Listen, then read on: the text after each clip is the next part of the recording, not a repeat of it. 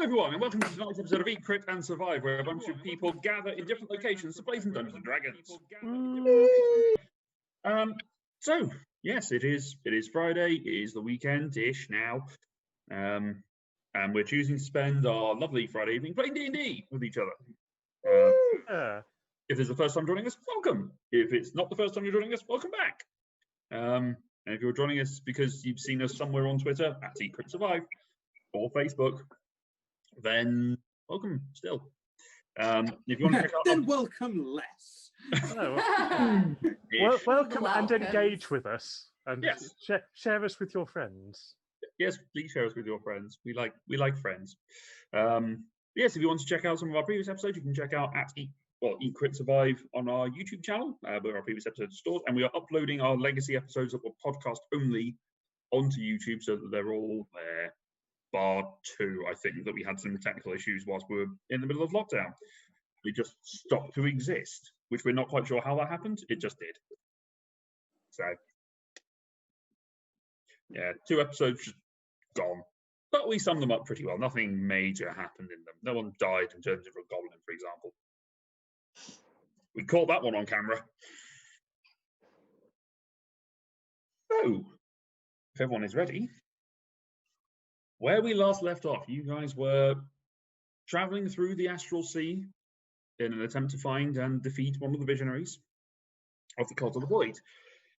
Having done that, you flew from its lair of a long-extinct dragon turtle, long-expired dragon turtle, I should say, returned to the head of a Titan to steal an airship that belonged to some mind flayers. After dealing with a particular mutation that had led to a massive version of one of their tadpoles attacking you, by sending it somewhere else, you don't know where. You also don't know whether it actually came back to the astral plane or not. So it's out there somewhere. That's true. And we see it one day. It just is somewhere else. It's just somewhere. Maybe it went to its happy place. And then people are screaming, "Oh my god, how did this get here?" And we're all like, walk off. We'll kill it for you if you pay us. Oh god, that's an evil campaign idea. It's just basically you go around with cages of monsters, you throw them at people and just go, yeah, we'll kill it for you. It's the Gilderoy Lockhart of D&D campaigns. That's actually more or less part of the plot of the film Dragonheart. Is it? There you go. We have learned something today. Yeah.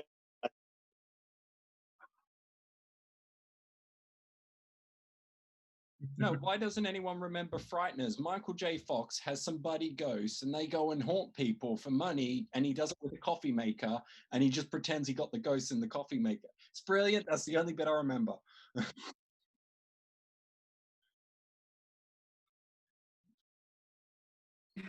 But let's not. But we're going to put sunglasses on our guys.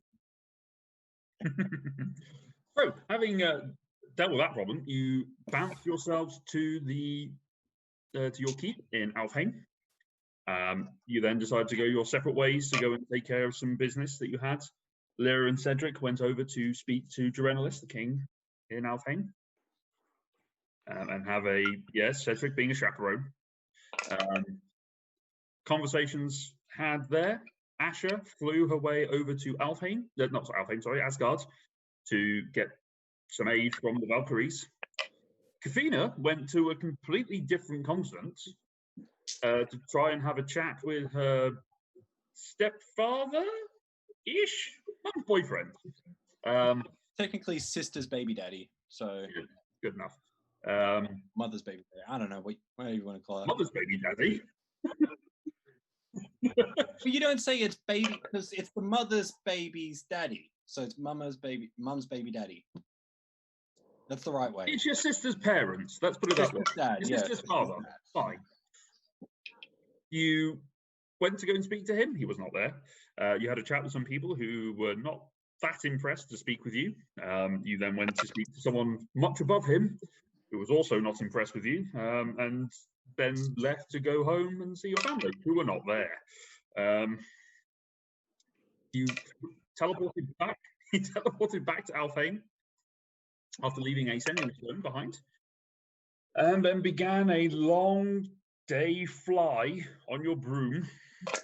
Get back to the keep, flying on what, seven hit points? 8. 8. Oh, my apologies. Yeah. 1/10 of my health. I'm good. What could possibly go wrong? I know, right? Squirrel attack! Yeah, like the wind can just blow me over now, and that's the end of my story. Just So fall asleep on the broom, dead in the forest somewhere. Well, meanwhile, family, Leela and Cruz spent some time killing tadpoles and were partially successful. Partially. Some of them escaped. Quite a few escaped. Which meant when the grown-ups came back, they had to deal with that problem as well. So Cedric and Lyra got involved with hunting them down, and Cedric essentially gassed them. It was effective. It was overkill because it was a 7th level spell. Yeah, we just love some overkill. To be fair, it did what it said on the tin. It was a cloud and it killed. So, you know. Asher then used her remaining fly speed from Windwalk to have a conversation with her new partner that she had met, Nuala, and to try and convince her and Fro to go to the place where there's more war. She's a cleric. Yes. But technically her job. But her son is 4. Yeah? Technically she's a cleric of the grave domain, so she's actually responsible for funeral rites. Oh, good. Well, there'll be plenty there as well. She'll go afterwards. That's her job. She goes later. You convinced her to go to your keep after she convinced you to go to her bed. I see that as a fair trade. I mean, it's worked out well for you. Convincing, didn't it? It wasn't, I wanted it to go wasn't to a the difficult keep. PC. I wanted to go to the keep. She wanted to go to the bed. We met in the middle. We're in bed.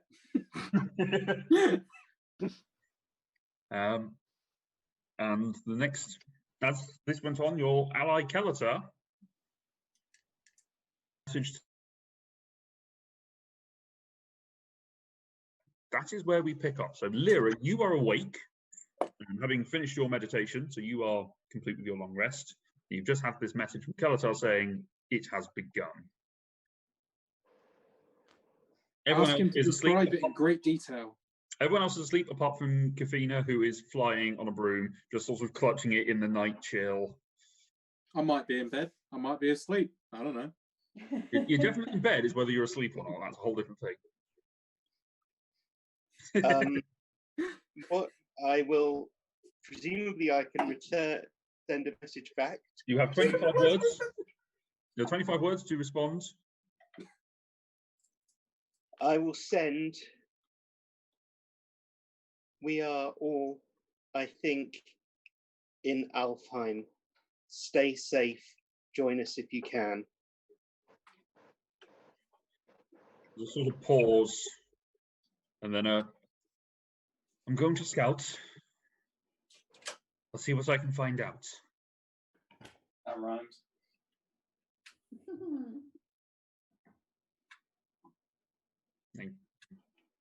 Connection. What are you doing?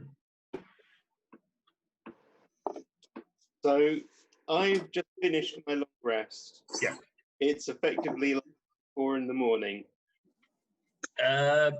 Probably a little bit later than that. It was quite late when you arrived in Alfheim. Okay, so we're getting on towards like the dawn-ish. But of course it's bright because it's Alfheim. Yes. I will go up. Are you able to walk along the top of the walls of this keep? Yeah. They're Yes, 10 foot. yeah, the 10 foot walls thick. Yep, they've got internal ladders to get up there. Are there crenellations? Yes. Then I will go up to the walls and look out on this morning and see what the day is bringing in Alfheim. Make a perception check.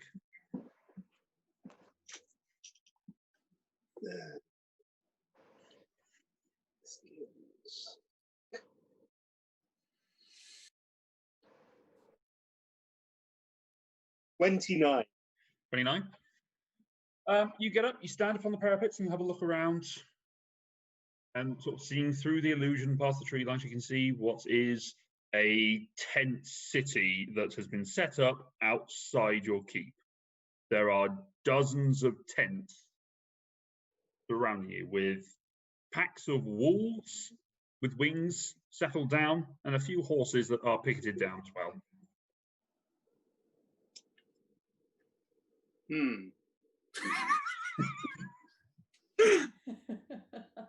That's They just happen to pick a camping spot right next to our place.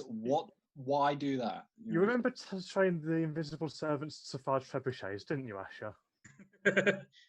No, I hired a 20th level wizard to fire Comet Storm instead. I will. I'm going to head to. Oh no, Asher's not here, is she? Nope. Well, you don't know that. I will go to Asher's room to see if I can find her. Okay, you go to them. No response. I will actually open the door and look. You open the door, as I realise I've got the wrong microphone set up. That should be better. Oh, that's very loud. Bloody hell. I switched the computer mic to the actual proper mic, so I might turn the gain down slightly. I was going to say, Yeah. that gain is obnoxiously loud. Everyone. Maybe CD, nearer there. I don't know if that's anywhere. No, how's that? Yeah, that kind of works. That's better. Fair enough. So, Yeah. Oh! listen to me! Just sort of turning to Brian Westhead. Right, so you open the door. That gain still needs to go down like 15%. 15. Better. That's better. Apologies, folks. There you go. There we go. Yes, you open the door, and you're met with a made bed and a much nicer room than the one that you have downstairs, in terms of the luxuries that are contained within it. I mean, I don't care too much about that. Lou's going to rob me blind.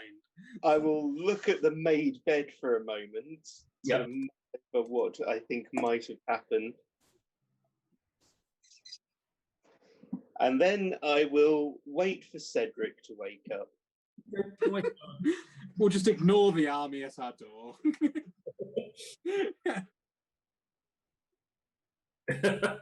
Well, I want someone with me before I go out and talk to the army at our door.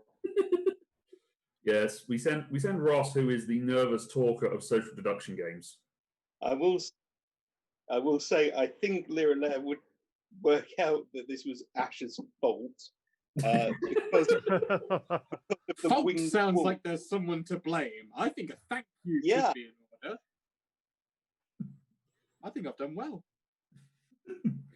All right, a few more hours pass. Servants bring you tea and whatever snacks you desire to have until everyone gets back to consciousness. Unsurprisingly, the first person that wakes up is Leela, who has now woken up, has Leela,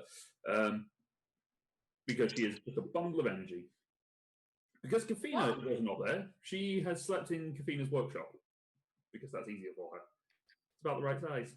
So she comes sort of bounding out of Kafina's workshop, quite happy with herself. Am I? Sure. You've managed to make yourself some proper fitting clothes. Yes! Yes, I'm happy. Not a Not proper a crop shirt top that makes you look like a brat. The clothes are so good they could almost be Flir's brand. Fleur. Hey guys, I've just made new clothes and I'm going to call it Fleur. So I don't know why, but it just came to me in the middle of the night and I think it's just a great name. So, Whenever you start your own business, if you don't call it Flirts, I'm going to be bitterly disappointed. okay, I'll make sure to. You get nothing from it, but all right, okay, I'll do it. I mean, I expect to have a rich friend who will buy me dinner sometimes. No, I know. never. At least you know up front. Yeah, that's true. And as we say goodbye to Laura,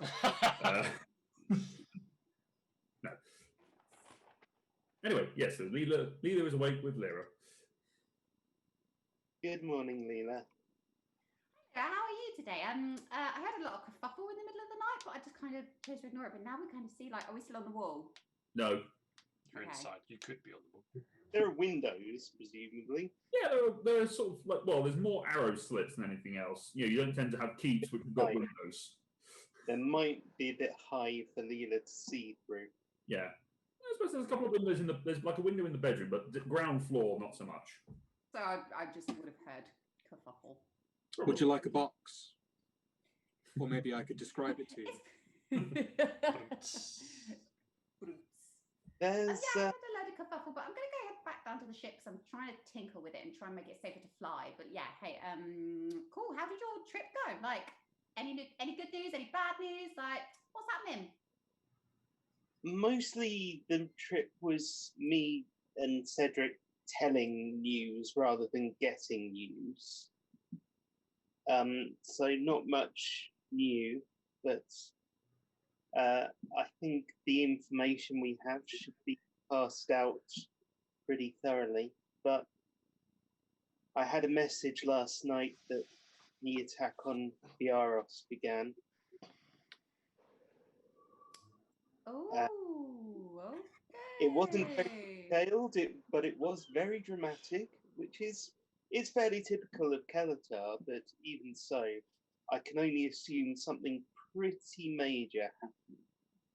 Okay, so this has gotten serious. Okay, well, I best get back to the ship 'cause I'm sure we're going to need it soon. But if you need me or if anyone else needs me, just you know where to send me.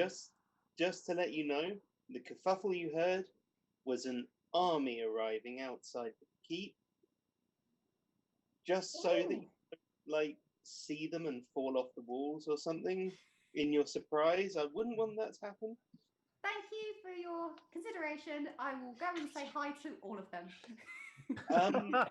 Maybe go to the ship. Cedric and I will be going out to speak to them soon. Oh, okay. Well, as long as someone's saying hi, I wouldn't want them to feel like Well. they've been left alone. But yeah, as long as someone goes and welcomes them and brings them in, and like hopefully like they've all been like looked after well. But yeah, okay. Oh, cool. I'll see you on the ship. They don't know where you are yet. Leela skips off quite happily to the ship to go and take care of her tinkering. Probably by this point, Cedric has heard the excitable energy that is Leela, because even asleep, his past perception is stupid. I sleep with the shield on. Yeah. Well, you need it because you sleep with it upside down, so it's got a slight pool of water. The octopods, Yes. can just sleep in there with We you. can all snuggle together. Exactly. Oh, nightmares. Cedric comes down with suckers all over his face. Good morning, everyone. Just Lyra. Oh, good morning, Lyra. Morning, Cedric. Did you hear stuff happening last night? Would I have heard stuff happening last night? No, they were quite surprisingly. They're stealthy. They didn't want to disturb anyone. No, should I have done? Well, I don't know. I'm not sure. Leela seemed to, but there's an army outside. A good army or a bad army? I think a good one because it's got sort of flying wolves, which means Is Asher around? she did not sleep in her bed last night. I haven't seen her around. I don't think she's here. Maybe she went for a midnight stroll and then got caught up with all of her friends out in the army. That's possible. I was going to suggest that we go out and speak to them when you're ready, but might want to wait for Foundling. I know he's here, and Kafina.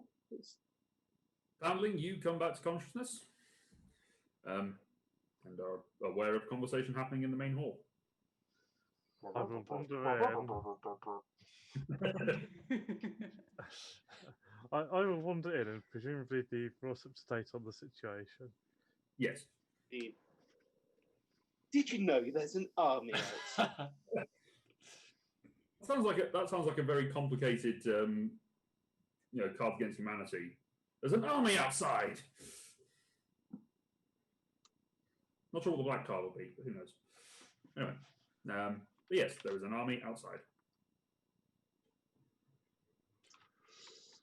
Let me just get some breakfast first. Yes. Do you want to go out and speak to them, or shall I do it in case they aren't a good army? Because I could move fast and could run away quickly. I don't mind. I mean, I actually think we could all go if you would like to. I'm pretty sure it's a good army because of the aforementioned flying wolves. And they aren't attacking. Well, I don't think they know exactly where we are because we're in an invisible keep. How do we politely arrive?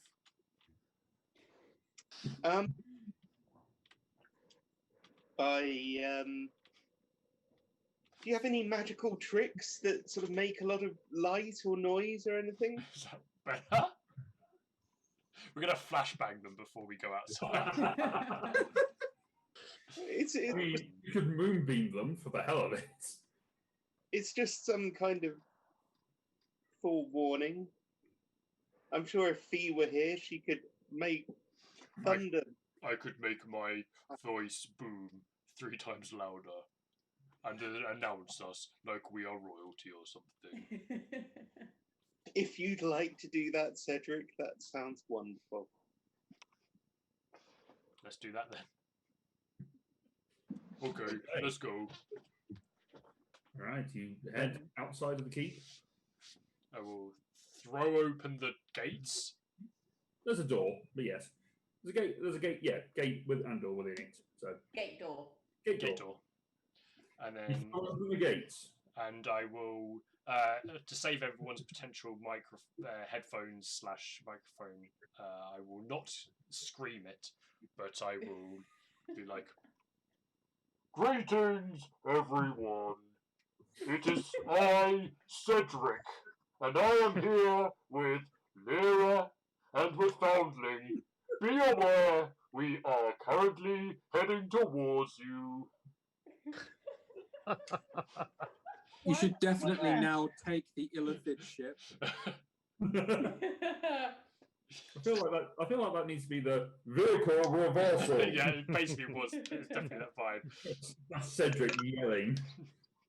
There are some, there's a few people that are standing at the edge of the camp who are sort of keeping a general guard to sort of explain what the hell is going on to anyone. So as you sort of step out of the illusion, they turn, sort of draw the blades half out, and then sheathe them again when they recognise at least Cedric and Lyra, not so much Foundling. I don't think they've met Foundling yet.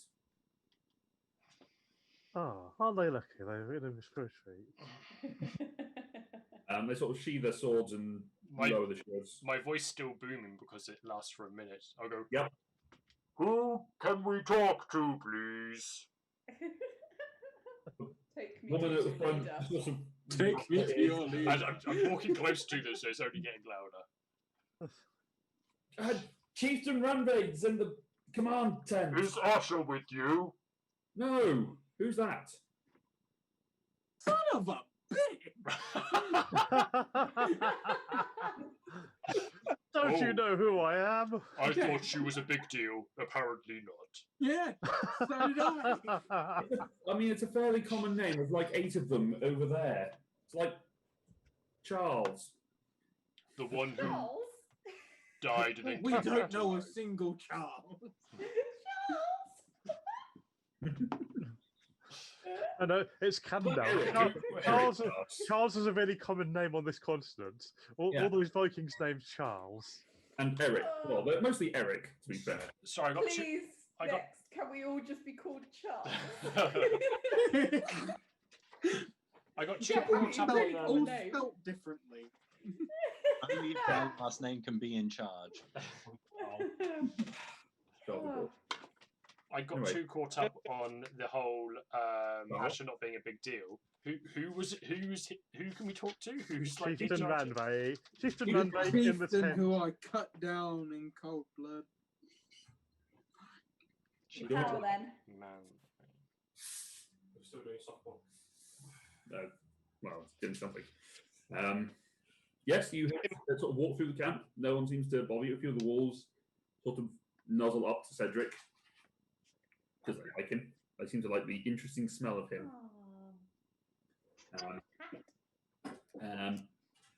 You make your way to the main command center. There's a few sort of hulking, very buff men and women, each wielding an axe, and they don't look like they are Valkyries. These probably look closer to being in Hayar. And they sort of nod to each of you. The leader of them says, "Right, who's this? Who are we introducing?" Did you not hear my announcement earlier? Oh, I know. We heard it. I just wasn't sure that was you. Yes. Chief, you got a Cedric, a Lyra, and a Foundling. I think that's his name, not a description. It is my name. It is both, and I'm also not a he. My apologies. They? Yes. It's apparently a description of them. There's a voice inside that just goes, "Yes, Charles, you can send them in." Well done. I really want one of them to be called Nigel now. Got Dave. I wanted it to be got called Asher. Darren. Charles sort of opens the curtain flap and lets you in. And you step in. You can see that there's a long table that is set up. And Chieftain Ranvaig, along with a few other high-ranking Valkyrie and a couple of other taller gentlemen with quite broad shoulders, armor, axes, the whole shebang, sort of standing there. These look like they are the various representatives of the different groups of Valkyrie and in Heya. She looks up to you as you come in. Right, welcome. Apologies for not letting you know we were camping here. I assumed Asher would have told you. No. No, we haven't seen Asher since she left for Midgard. Midgard? Asgard. The brow furrows. We should probably send some scouts out to go and look for her. Yes, I think she's not in mortal peril somewhere. It's entirely possible. Should I resurrect her? She does rub people up the wrong way sometimes. Charles, would you send Jeremy and Eric off to go and find them?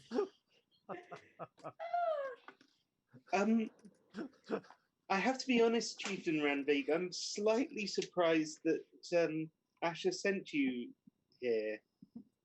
Well, she said that you had mass transportation capabilities. There is a vehicle which we commandeered while we were in the astral plane. Fine. It can probably transport quite a lot of people at once. 160. Yeah, I would estimate But- 160. I do know that it can kill the people trying to pilot it. Small chance. You're not there.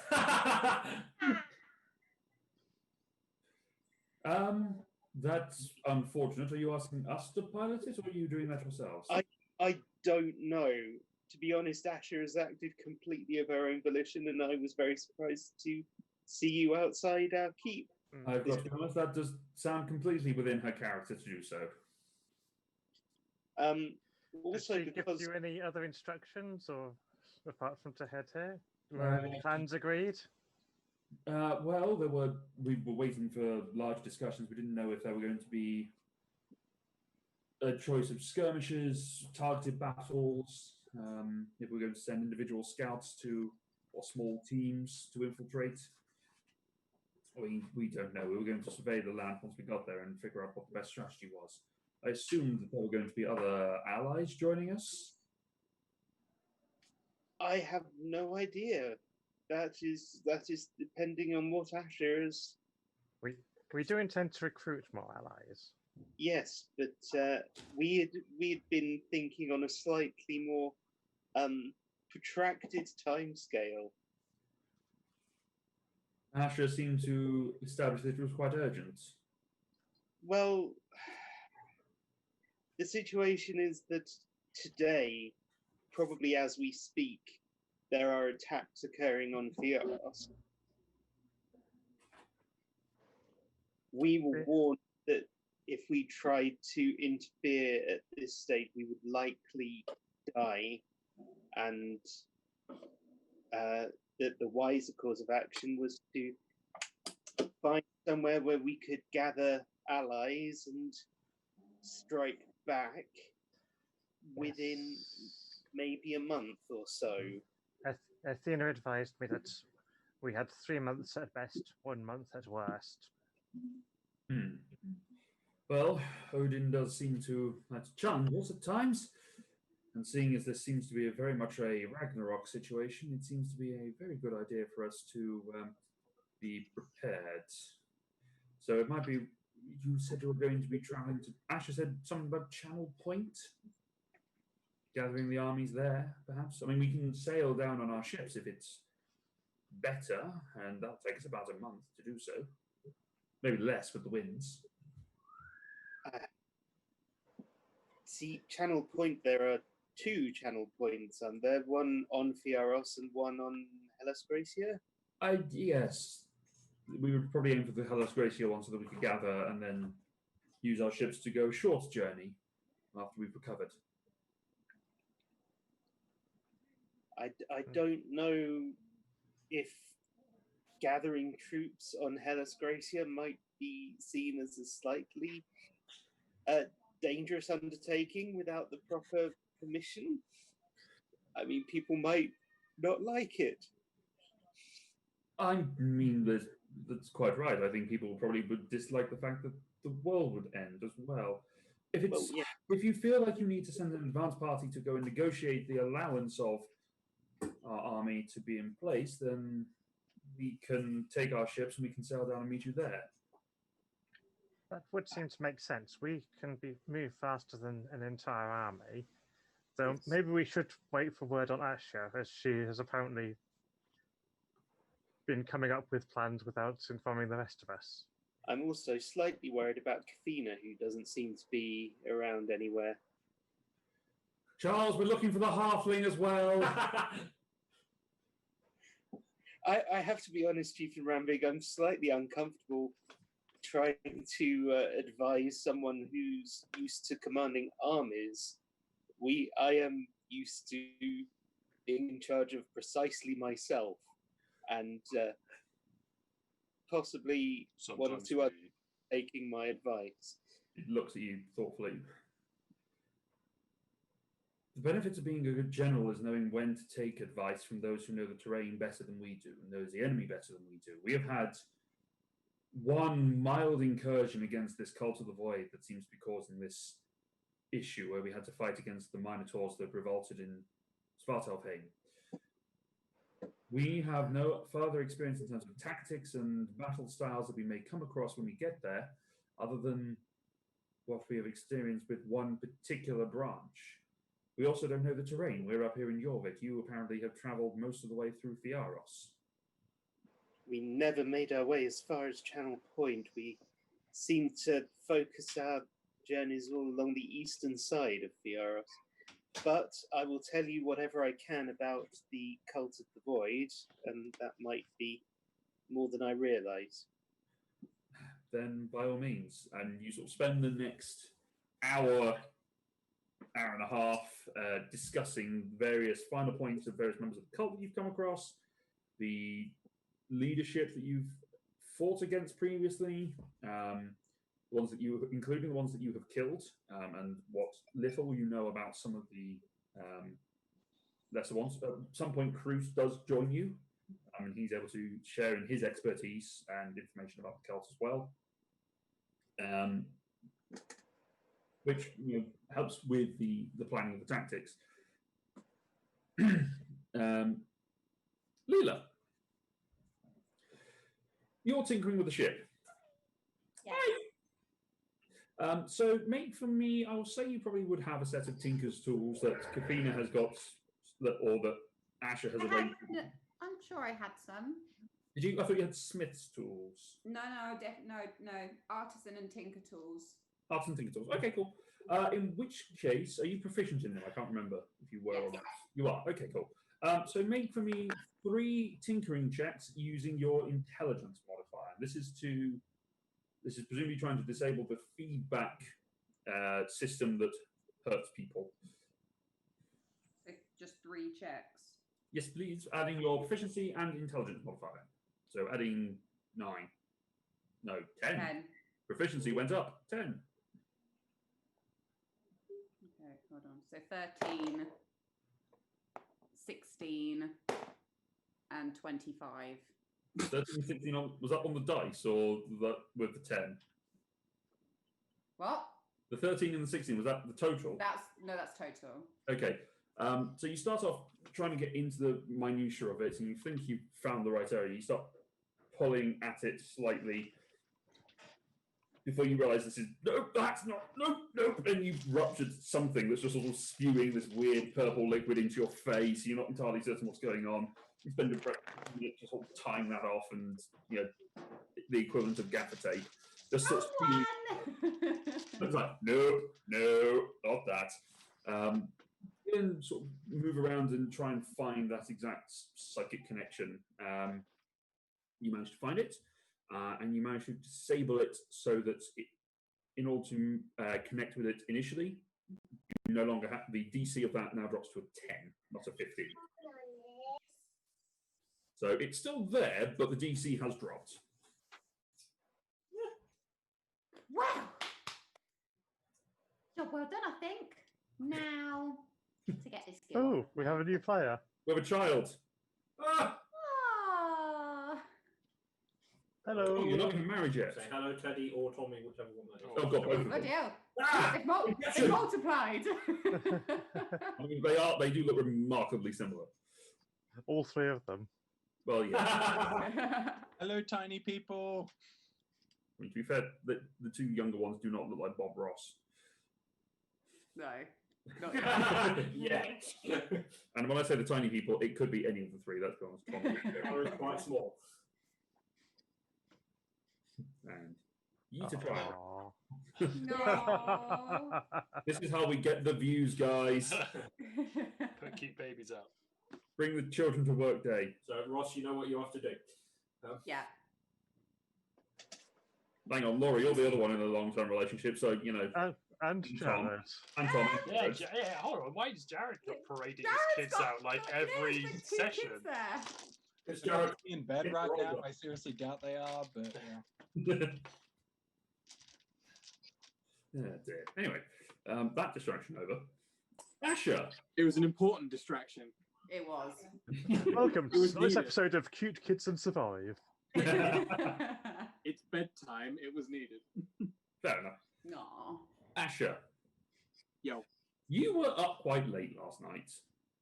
Worth it. Which did mean that your ability to fly back is somewhat disrupted, and that it is very late in the morning by the time you actually start to come to consciousness. But you are awoken mentally first before you come to actual physical consciousness. There's a vision that arrives in your head. Oof, we don't like visions. It's a good vision. There is. It starts with the image of the Tasto Cliffs and the Tasto Falls. Something you're vaguely familiar with from sailing away along. Actually, no, you didn't go along that image. You were on that boat journey. You were Anna then. But you're looking at the waterfall. You think that's an interesting dream. Why has this come about? Your vision is rocked backward by a massive explosion, a fireball that punches out through the water, evaporating it almost immediately. The canals and the waterfall that sort of flows over it convert into lava and starts pouring out. The various escape ports and smoke chimney shacks that are littered across this cliff face, bursting with gouts of fire, and the screams of burning victims rack your minds.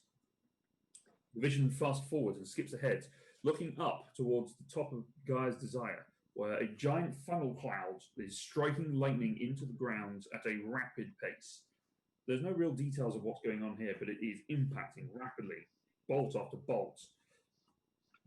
You move further around and you recognize South Peak, the mountain that you crashed into, now has a massive tear taken out of the side of it, a sort of humanoid-shaped tear. And as the vision shifts its viewpoint, moving towards South Peak, you can see footprints stomping their way through. Giant boulders slamming into the very meager defenses that's built there. And crystalline individuals striking out, slaughtering individuals. You watch as boats of retreating humanoids rush to try and get into the mine where they'll get some sort of safety. You can see Dow, the sort of earth genie, like almost the opposite of Gundermere, sort of more muscular, broader shoulders, large hammers, and dust swirling bodies, swinging their maws and smashing into various buildings. A child's arrived. Yay! Yay! How many children can we get on child. this stream? I think I mean, Matt's on here all the time, so. I've got to go. That's mental age. I've got to go do something for a minute, so I'll be back in about 5. Fair enough. Okay, tell them to go to bed, mean- or the people from the internet will get them. I will. Trust me. I use anything. The image moves around from South Peak, moving up towards Abylos. Where the land and the sort of dried out canals once were, there is now a thick sludge of slime that is oozing out over various places, dripping down, mushrooms sprouting from every port. And the sounds of battle where demons and tieflings and demons are fighting violently. Over towards Nexus, and there is a gigantic tree, 80 feet in diameter, that has burst out of the ground, destroying buildings, branches rising up, knocking further into the place, roots sprouting, treant, marching behind ranks of charging centaurs, firing arrows and explosives into the various buildings. The rapid growth of plant continues, cutting off passage for people to move away as Fey archers take shots from a distance.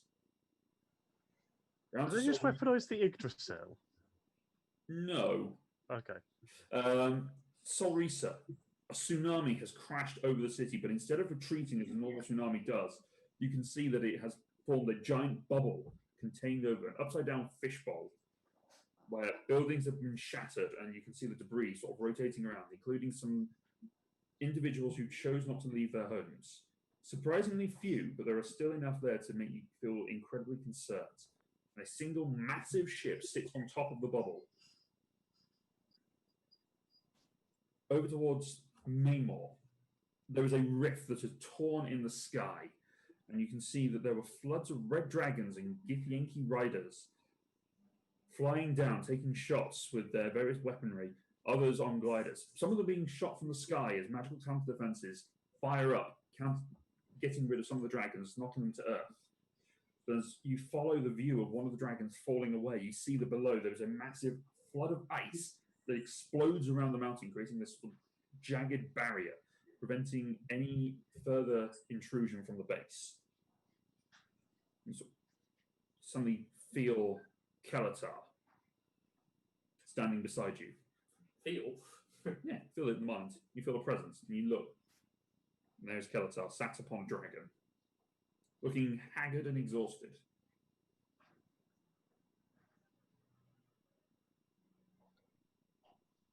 You can speak to each other. This is Right. Everybody's just staring at each other. The cutscene's over. You can act again. Yeah, exactly. You both hit the telltale one, which is just a ... And just leave it. Well, you look terrible. I could say the same for you. You do realise that because Kalatar's taken over the stream, you are now naked. Yeah, oh well. Yeah. I mean, she wasn't already. Whereabouts are you? Good question. Whereabouts am I? You are sort of flying over Triome, which is a sort of small fishing village or near a farming community, which is set up in the middle, sort of due west from Maymore. What he said. Somewhat southeast from Channel Point.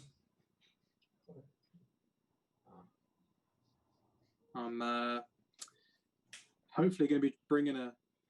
Well, I hope it'll be a large army, but probably a very small army to Channel Point.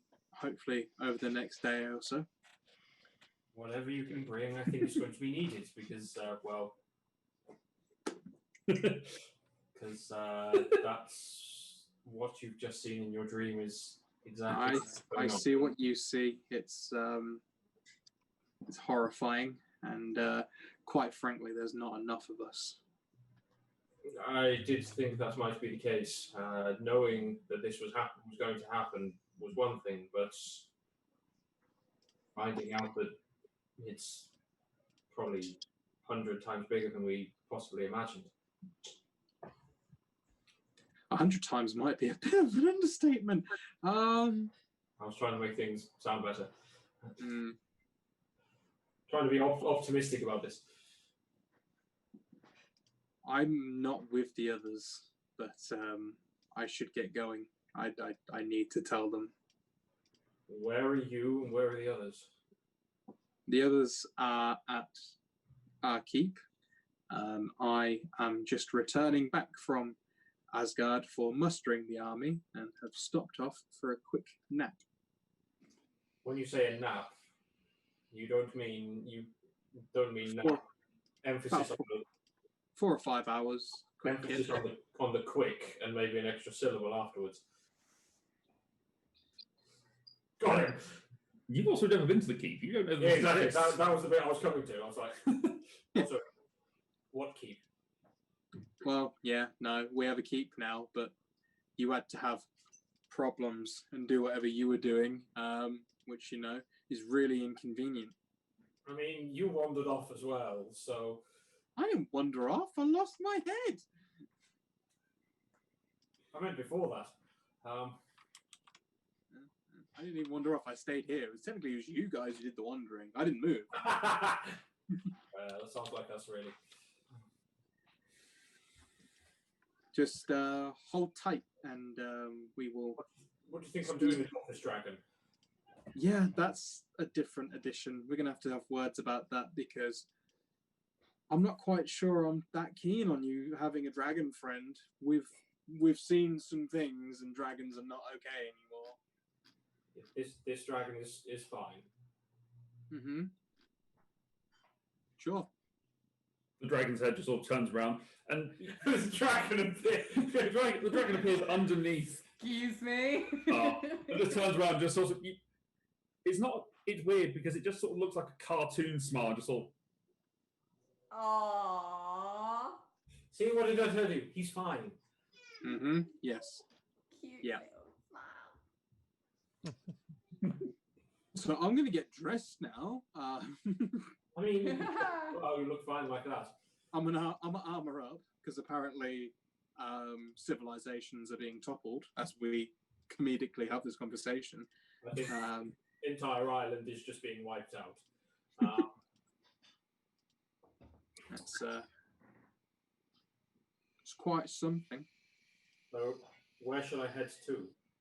Channel Point. Not the other Channel Point, that Channel Point, you know. I can't remember what side of the river I said we were going to send the army. Hell's Gracia side. That side, yeah, you know. The one where there's a lot of space for people, but there's nowhere near what's going on. So I'm heading across the water and... Well, try your hardest not to get seen, mate, because it looks like you could end up in a bit of a pickle. The dragon just looks good. Aww. Well, you were supposed to be nice and on my side. I'm a figment of your imagination. What the fuck am I riding? And currently you're casting a spell sitting on the ground. Good point. Which is really weird because the dragon's speaking in his voice and it makes no sense. You've never met this dragon either. No, No, Asher it didn't. was Anna at that point. Yep. Yeah, we just had that conversation. All part of the same boat trip. Yeah, he's fine. I'm fine. Does a thumbs up, which is really weird because he doesn't have thumbs. Throws a thumb just for it. Yeah, a black thumb appears. It's just weird. Black scaled thumb. So, I'll see you at Channel Point in a couple of days, hopefully. A couple of hours, yeah, sure. Days, hours, they're all alike. We'll be in the large vessel, flying vessel. We definitely didn't steal an illithid ship in the astral plane. It's fine. Insight check! Make an insight check. And I cut the dream. You wake up. Yeah, and the dream ends as Asher goes, "Wah!" But you do get to make a deception check just for the hell of it, just to give Kelatar something to aim for. 2. Bullshit. Oh, What did you roll? 28. What a waste of a 19. Yeah, but you just sort of go, boom, and then you're back in your own confidence. And Fulmar looks over you and goes, "You've done." I think so. Oh, I wish we hadn't flown for quite so long, but come on, we need to get to Channel Point on Hellas Gracie. Really? That's where we're meeting them. I didn't make it up. I'm sorry. If we can get through this, then you can go back to happily killing and well being yourself, frankly. Wait till my father hears of this. Oh, he's watching, don't worry. You hop on and he takes off. Takes off.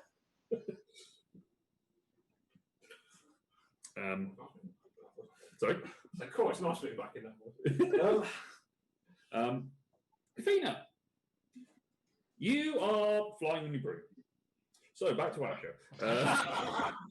No.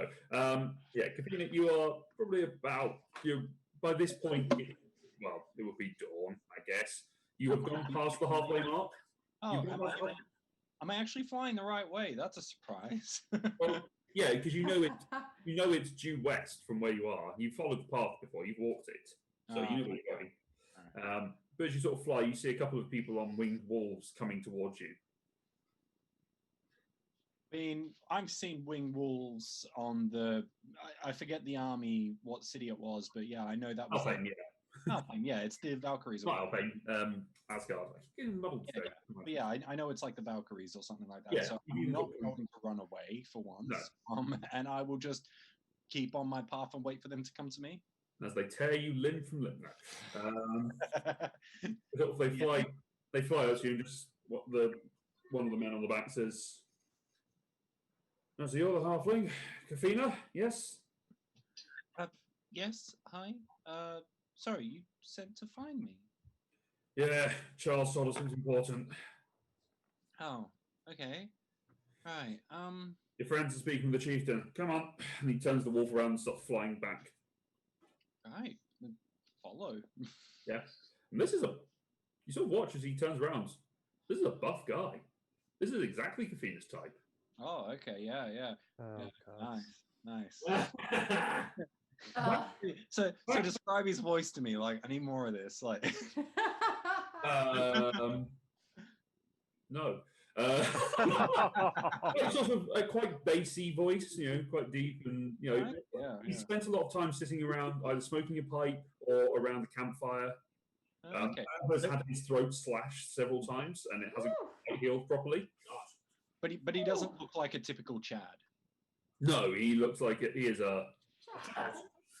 Well, no, this one's Eric.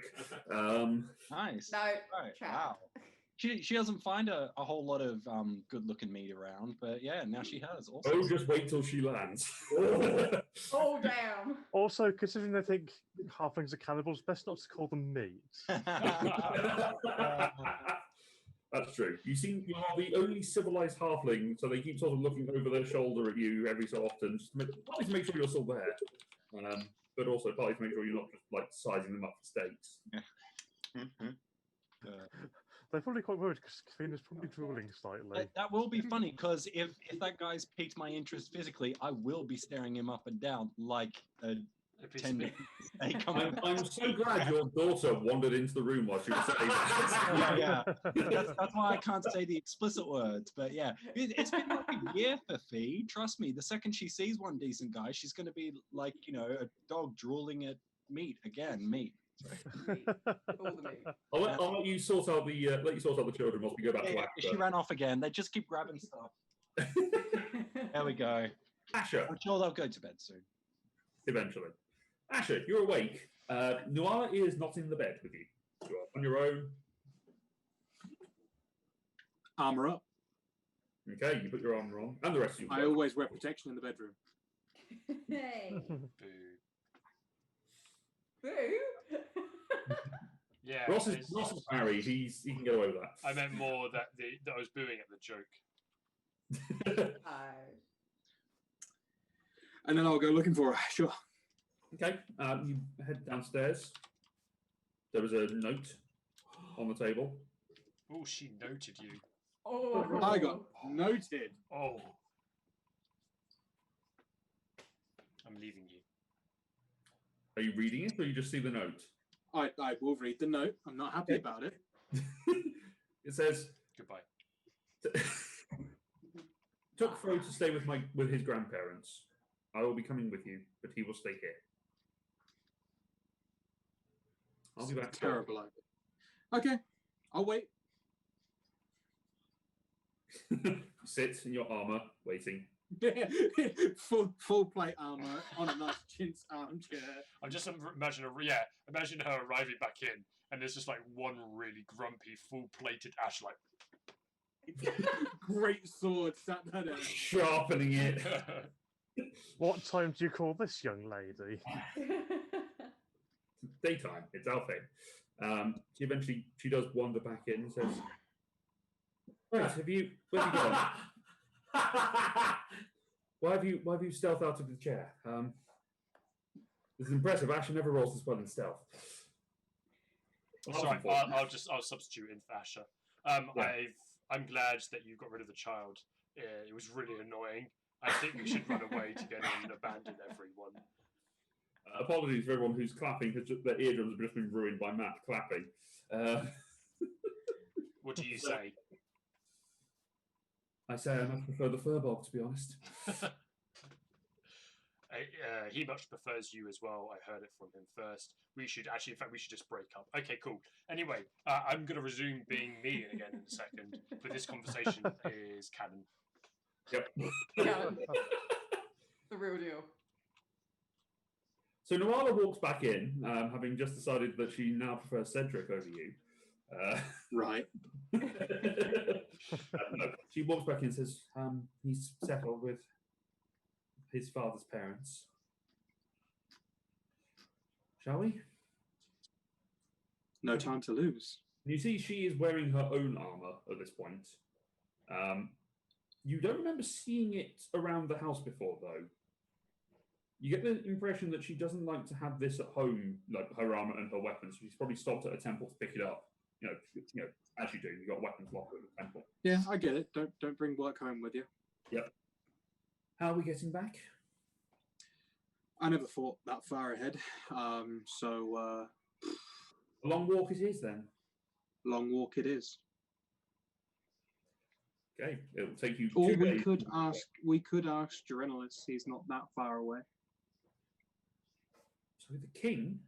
It seems rather petty to ask a king to send us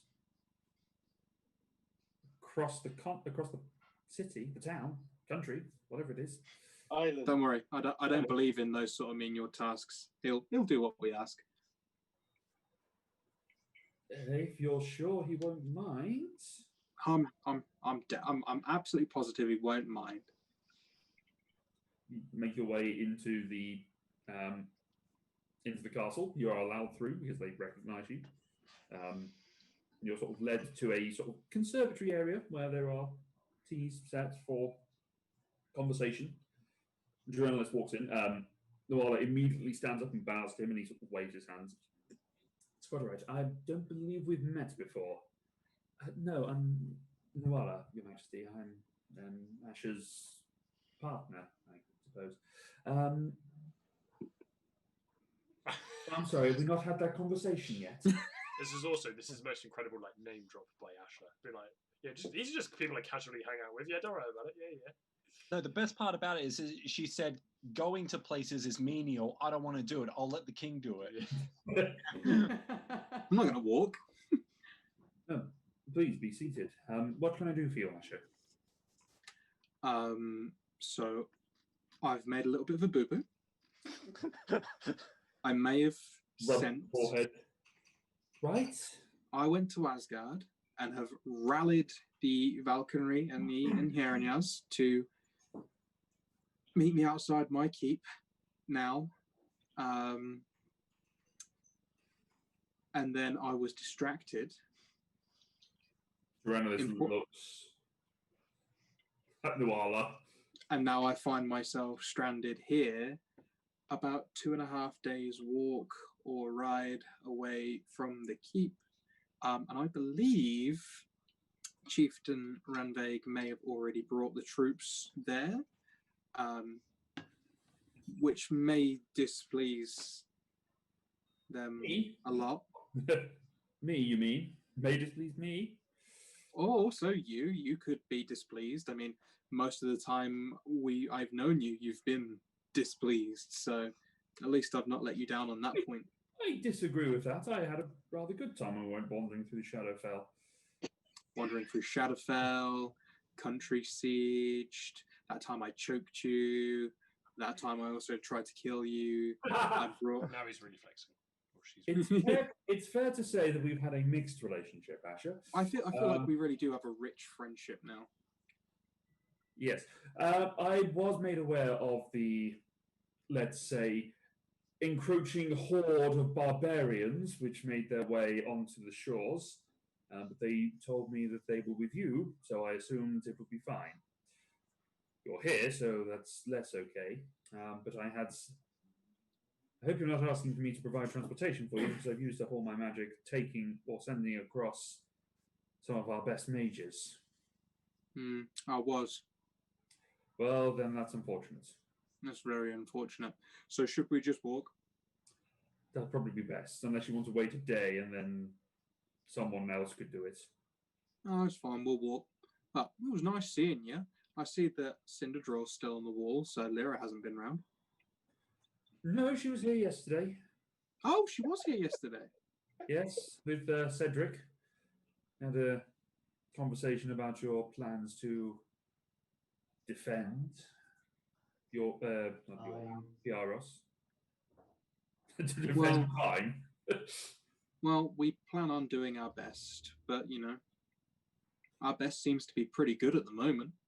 Well, I've sent 30 of our mages to go and help, and I believe that there'll be 30 or so druids that will be also making their way up towards you. I think they'll be stepping through a tree any moment. Now, I think. Well, seeing as I'm the one who sent all this force over there, I think I should probably get going. But it has been fantastic to see you. You as well. Are you sure you don't want to join in? I know a certain someone would be very happy to see you fight again. There's a wry smile at that. Unfortunately, I have to be a king, and should the situation be that you are unsuccessful in your liberation of Fiaros, I'm going to need to be here to coordinate the forces here. I can't just let our mutual friend look after it. That's more than fine. Glad to know that he's still about. Yeah, he's got a bit of an itchy neck sometimes, but various things can scratch that. Quite. Well, if there's something else, please do enjoy the tea. I must get back to the rebuilding efforts. Nuala, a pleasure to meet you. Not again, Your Majesty. He turns and walks out. Nuala turns around and goes, "You've not. Why did you speak to the king like that?" That's how we talk. He has a very strong relationship with an elf I'm about to introduce you to in about a day's time. Come, we must walk. Can I finish my We tea? brisk walk. She leaves she turns back and grabs a couple of macaroons and follows you. We power walk now. You power walk in heavy plate armor. Make a constitution saving throw. 27. Yeah, you avoid taking all the points of exhaustion. No. You're hearty enough. You can strut your way through quite merrily. You do have to stop in the Gebu Tavern. The tavern which does not necessarily accept coins, but accepts stories and tales in lieu of payment. That's right. I'm sure Noelle has got many of tales to tell. And indeed she does. None that are probably worth repeating. But that is your day. Everyone else. Kafina returns to the camp where, as you set down, there are a lot of burly men here. Most of them shirtless. Quite a lot of them are bears. Like, in terms of the level of chest hair and, musculature. No? Okay. Little bit here is okay. If it gets too much, nah, go away. Okay. There are plenty of men of all sorts. Most of them are, thick and chunky, varying degrees of chest hair. There are plenty that you find attractive. A lot of physically built women as well, which is equally impressive. Like, obviously not your type, but there's a lot of muscles here. You do meet up with the rest of the group, bar Asher, and it's just sort of walking back towards the keep. A rift in a tree tears open, and about 30 wood elves pour out, sort of dashing through rather quickly. One of them looks around a woman who looks cocks head. I know you, pointing at Cedric. You brought a brewer's kit from me before, didn't you? How's your mead making going? I'm making some at the moment. I don't know how well it's going to go though. I'll have to try your wares sometime. All right, Laura. Yeah, fine.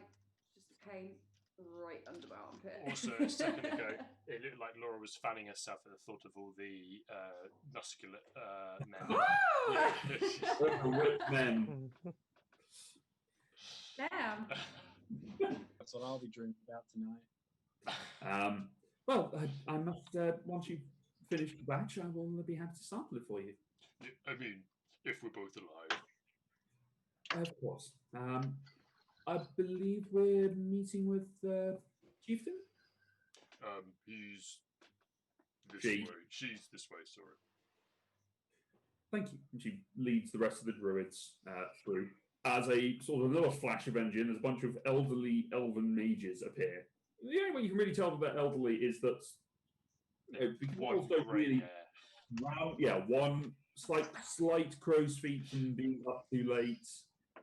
This was apprentices there as well, so Chieftain's that way. thank you.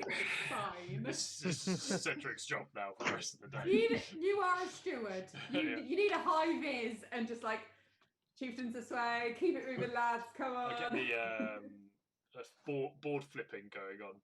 Yeah. You got the light up cones, you're just going right this way. But you return to the keep. Leela has been tinkering and is covered in some sort of goo. Kafina looks not dangerous. exhausted. I mean, I hope not. Make a Constitution saving throw. Me? Yep. Oh. Hold on, 1 second. Run away. 16. 16. As you sort of feel it radiating into your skin, nothing happens. Okay, cool. Hi guys, got this purple goo. Great stuff's happened, but I really should go and wash this off now just in case something happens, because I don't want to turn into anything else weird. So see you in a sec. Bye, Leela. This girl does not stay around. No, but you see Leela sort of run away. You can see that there are some of the remains of a couple of the leeches just sort of stuck to her back. They are dead. Okay. They are dead. I will take the opportunity to use my primeval awareness and make sure all the tadpoles are dead? You hadn't. I think there was still a couple of tanks left. I think you hadn't killed all of them. Well, it should tell me if there are any running around outside of the tanks. Actually, so this is an interesting question. That's never a good thing. No, I just need to double check something because I might be wrong. Uh-oh. Into the toad. Quite literally. Did Fee hear Leela make that comment about turning into a goblin? Don't say anything weird. I think you would come. Are you walking back with us? I mean, yeah, it sounded like I'd only just met up with you guys, Yes, but yes. stuff's happening, so we haven't really said hi. Because if I have, I'm going to go up to Cedric and go, by the way, I'm going to change my reincarnation order. Tall, elf, second option, human. Do not turn me into that. And I point to Leela as she runs away. Okay. I mean, I'll try my best. Thank you. There are still hundreds of them, but they're all contained within the ship. I was just making sure that the winter wolves were not monstrosities, because that would have been a problem. Would have been monstrosities? The winter wolves, the wolves that the Valkyrie ride. Just double checking they weren't monstrosities, they're actually beasts, so you're fine. Uh-oh. But no, there is no... Only those that are in the tanks. Okay, that's encouraging at least. Can we feed them to the wolves? You could if you wanted to. No, we'll end up with elephant wolves. Oh, illithid pets. Just kill them. Oh, that's my next campaign plan. Makes note. Like sea monkeys. Illithid octopi? That would be confusing. Well, that would be terrifying. The tentacles have tentacles. Yeah. Each one's got a hand at the end of it. Like a ball hand at the end of the tentacle. Oh, is it? Or I say it's the opposite. So it's like it's an octopus, but with a human hand coming out of the chin. I think that's a carrion crawler, which is just a hand. Anyway, never mind. So what are you guys doing, if anything? I'm reading some more of my book. I mean, I would have read some last night as well if I'd been able to get the opportunity. So Yeah, it seems like we're kind of waiting on Asher, so I'll read more of my tome as well. Yeah, Asher takes another 2 days. So between the two of you, you can read. I mean, you could probably read up to 16 hours a day if you wanted to. yeah, if there's no other like urgent thing happening, then Not that can't be dealt with by other people. What are we doing with the with the tadpoles? If Well, it doesn't have stuff to read, can kill them. Hey, yeah. Oh, Yeah, that. I mean, over the 2 days, I will finish reading the book and have 10 hours to spare. So I will assist in killing one batch of the leechy things as well. Good. Stabby. You stab for the hell of it. It's fun. How many? Remind me which book this is for you, Cedric. This is the run faster one. It's the run faster and extra initiative. Yes. Sweet. And finally, yours is the wisdom. I did my 48 hours in 4 days. Yes. Yeah, so you said we could get maybe 16 hours a day, 32 hours? Yeah. Plus, That's you good. had about 4 hours that you had done whilst you were loitering on Olympus. So that's puts me up to 42 hours. I mean, you can choose to, take a later long rest to just push through and read. That's okay. Okay. I don't want to live at exhaustion and should have some time because I'm not going to be flying the airship. Got to have some in-flight reading. All right, so the end of the second day comes. All the tadpoles have been vanquished. Yes, Leela? I couldn't remember if we said that I'd made 2 more drones or not, but that's what she'll be doing after she's done all. Easy enough for you to do with the various bits and pieces that you have just lying around in your bag. That's fine. Just wanted to double check that she had Yeah, done. grab them. By the end of the second day, Asher does totter in. Kafina, obviously you've had a long rest, so you can knock that out. Asher wanders in, still wearing all her armor, leading with her an elven woman dressed in sort of splint mail armor. Looks all around all of you, half elf woman.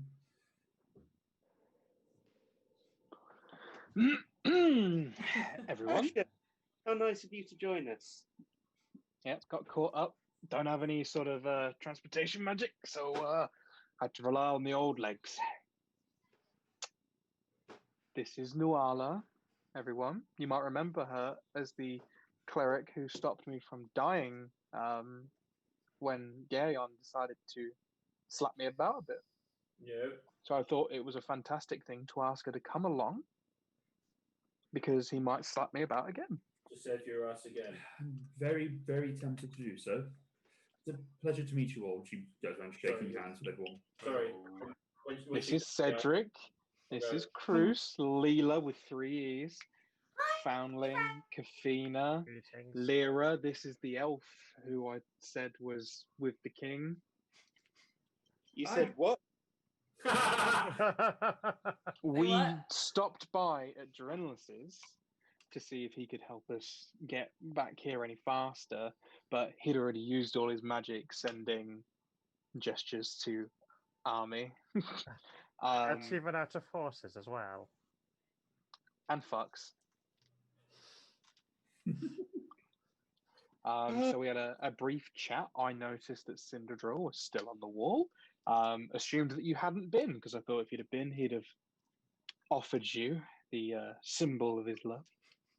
But I'd like to think, on the off chance that he was planning to offer such a symbol, he might think of something other than a sword. Also, I was crushing the party. Oh, well. That's real. But yeah, no, he seemed in very good spirits. So Good. I'm pleased to hear it.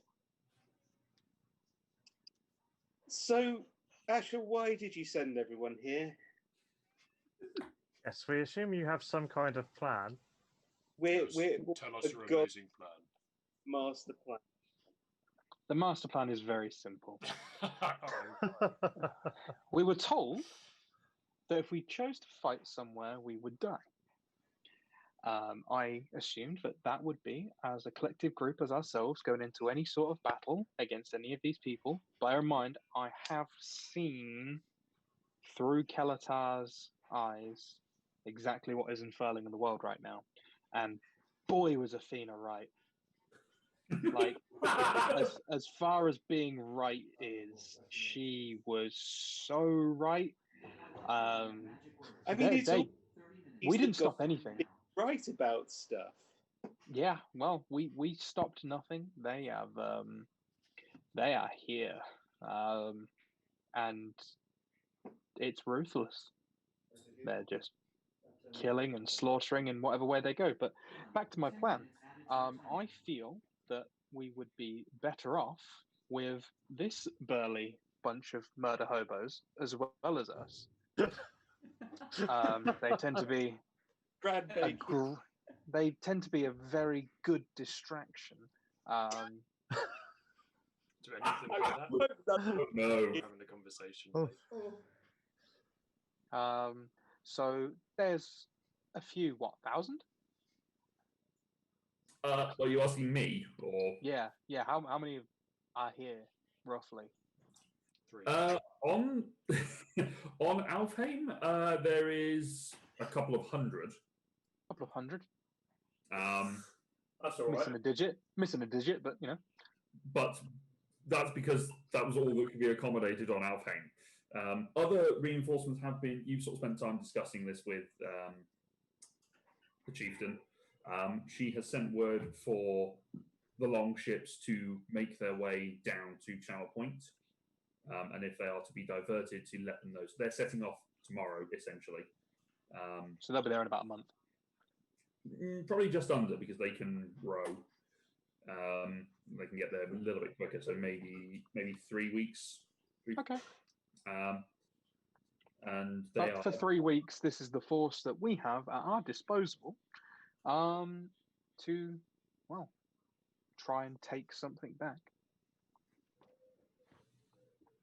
I've also told Kelatar we'll meet him at Channel Point as well. He's probably waiting for us there. So we should probably go there. Which channel Yeah. point? The good side, the Hellas Gracia side. So you know that involves taking an army to another country who might not like having an army there. Lyra, you speak of true logic and wisdom. I've also seen that whatever army they do have is currently being decimated. I think they'd be quite grateful for the reinforcements. Athena, great, yeah. Sorry, hold on a second. Tom was asking a question. Go on, Tom. In Hellas Gracia, they're getting decimated as well. No, but I assume you can see it from there. Kafina, make it a history check for me, please. Are you sure I'm not too distracted? No, well, you're inside your own keep now, so. Oh, I am. I was pretty sure I was going to be bringing like a whole tray of ale out to guys and going like, "So, you ever been with Lord?" Anyway, Try to look through the arrow holes. History. Come on. Where are you? There you are. 21. Okay. You would know that Hellas Gracia has no standing army. It is a bunch of independent city kingdoms, essentially, including Amazicor and Bulgaria, which are the two sort of rivaling factions of Amazons and Bulgarians, who, male and female tribes sort of set up on their two mountains. The vast majority of them are independently run towns that look after themselves, occasionally do trade further up. The entirety of the continent mostly is just sort of left to its own devices and quite wild. So you only really need to ask the person that you're about to sit outside of their town walls to let them know that there is possibly a big command coming. Yeah, for expediency, I guess I'll just recant all that to everyone. Yeah, sure. Since you're the only one who actually knows anything about that area, given that everyone else is from completely different continents. I know nothing about this area. Or planes. Personally and in character. Yeah, no, you guys have never. Actually, in game, you have been there, but in the last campaign. Wasn't Kafina from a different continent about 3 as years well? ago, yeah. Yeah, Kafina. Well, Kafina is from Caradon, which is the continent directly above it. Right. But it was all. Yeah, Kelatar's from that. It was, but you're not there at the moment. I know. That was when it was all connected. It was all connected as one big continent at one point, split apart. But Kafina was the one who would have the best knowledge of it. Cool. So yeah, I say all that and start looking around just in case a buff guy comes near. Hey, can we establish the two channel points? How far apart are they? The channel itself is about 4 miles wide. Oh, okay. Not too bad then. It's not that drastic. Right. So this is the gap, effectively the gap between Hellas Gracia and the west coast of Biarritz. Yes. Channel point happens to be the narrowest point of that particular channel. It does widen a little bit as it goes further south, which is why they built the ferry ports. It's at interesting. That point.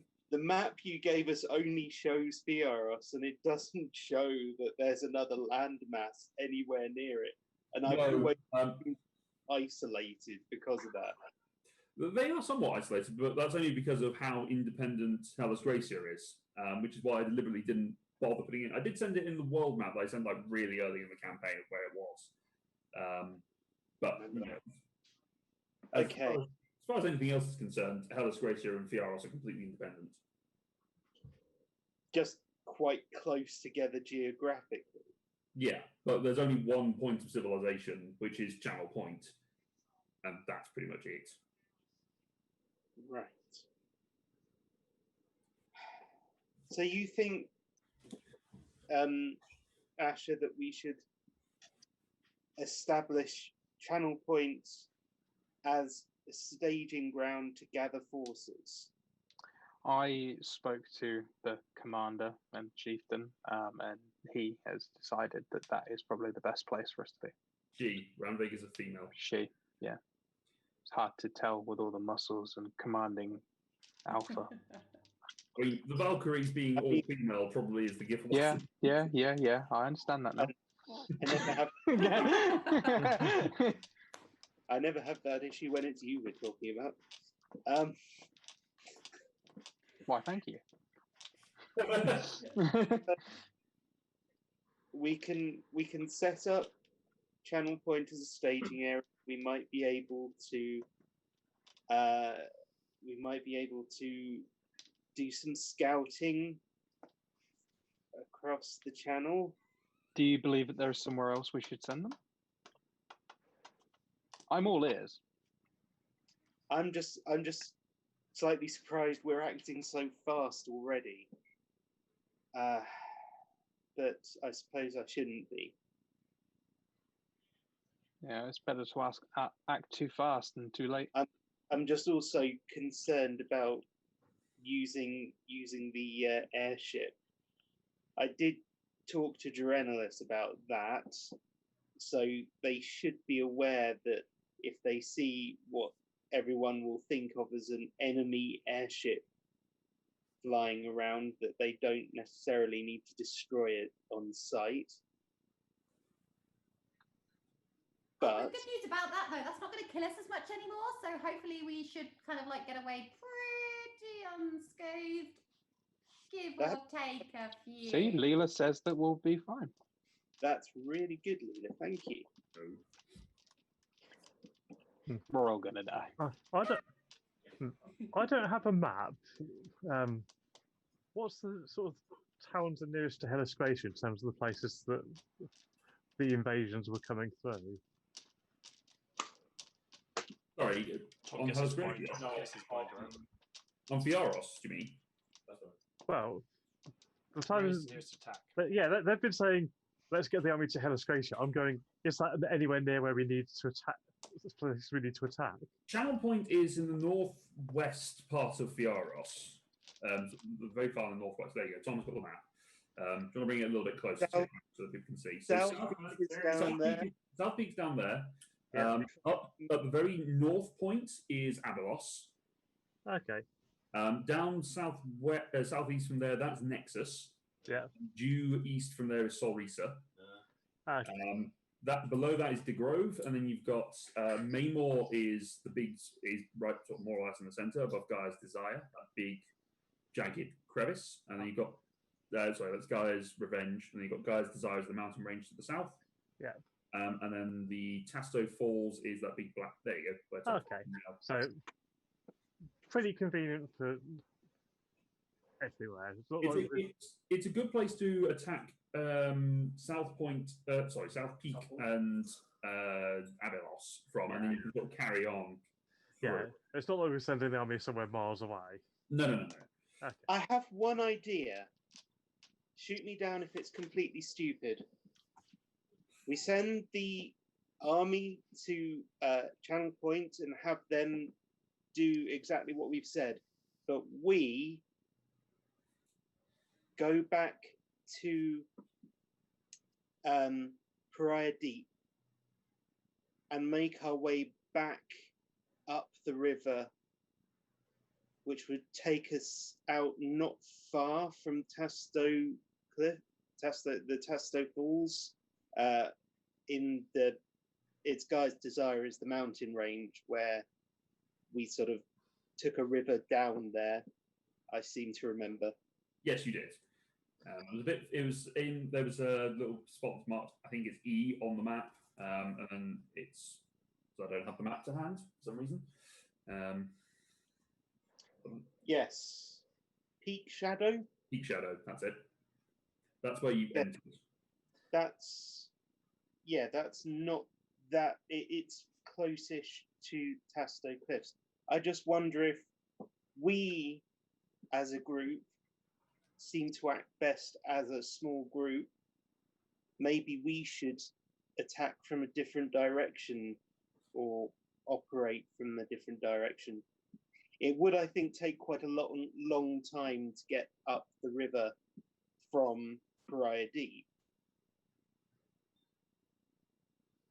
I seem to remember it being a long journey, and that was very much downstream. If we just want to attack from another direction, could we not just take the airship round to attack from a different side? I have to be honest, I don't trust the airship that much. That might be my dislike of Illithid showing through. I would also say it doesn't quite make sense to take an army somewhere and then abandon it immediately.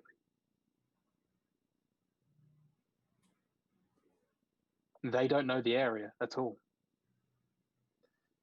Neither do we know that area very well. You know South League.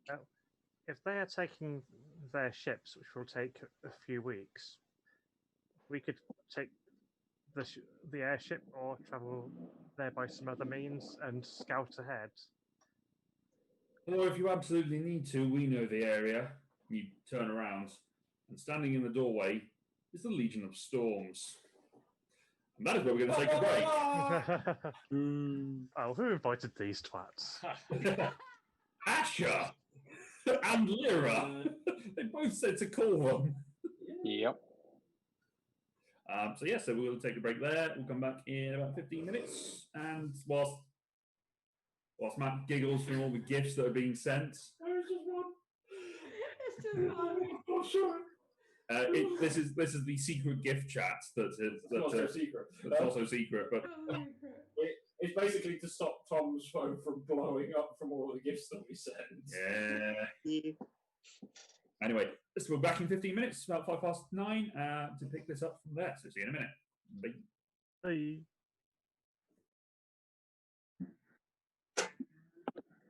And we are back, as Ross says. So, as you turn around, there is the Legion of Storms stood there, resplendent in their various bits of armor.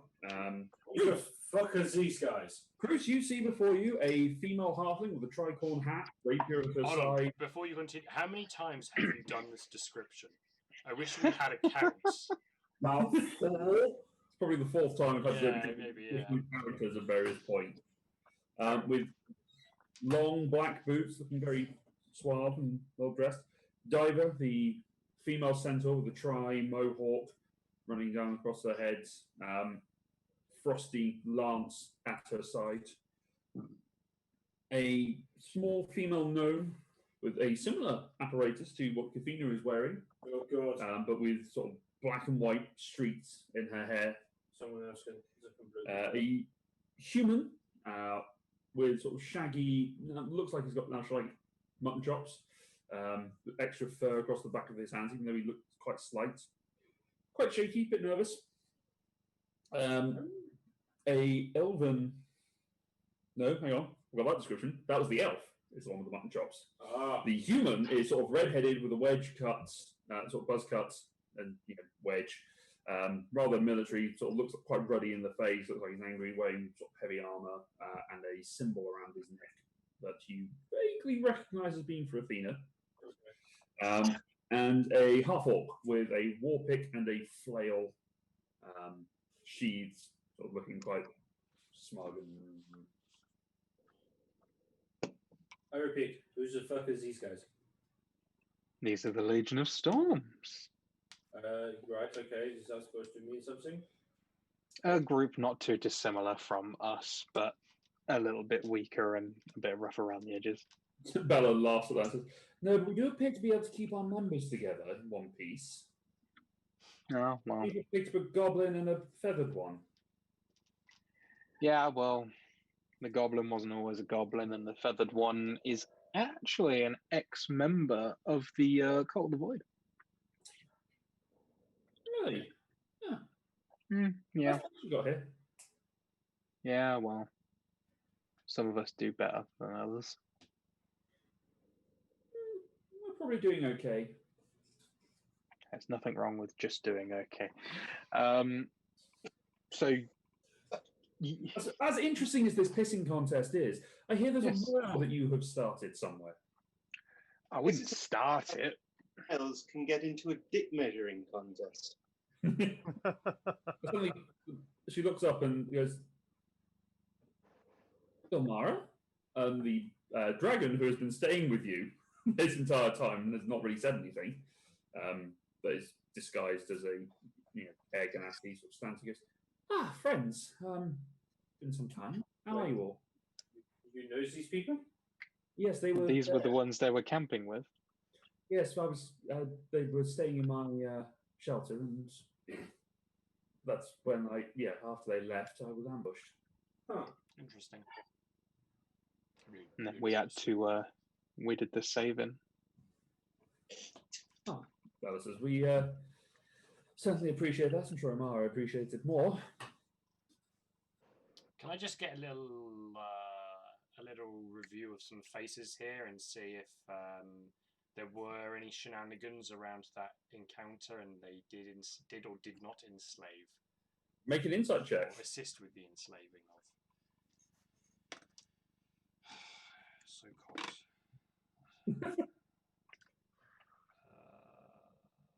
42. No, it's not. 17. 17. 20 plus 5. Okay.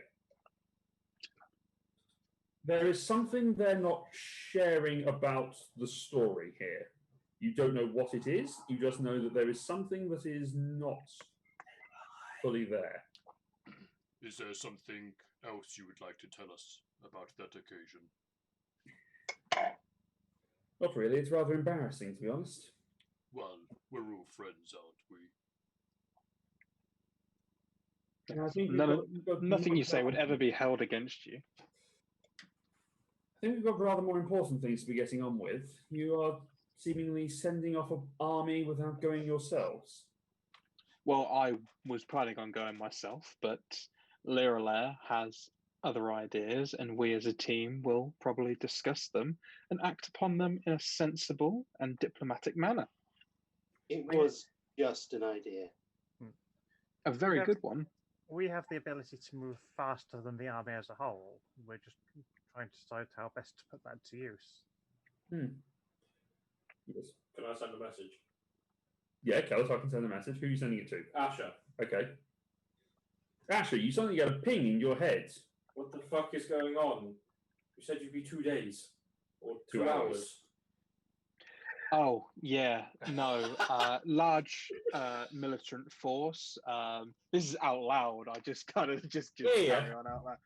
Yeah, it's a large militant force. Very difficult to maneuver. Lyra has another idea. Legions of Storms are here now. Isn't that nice?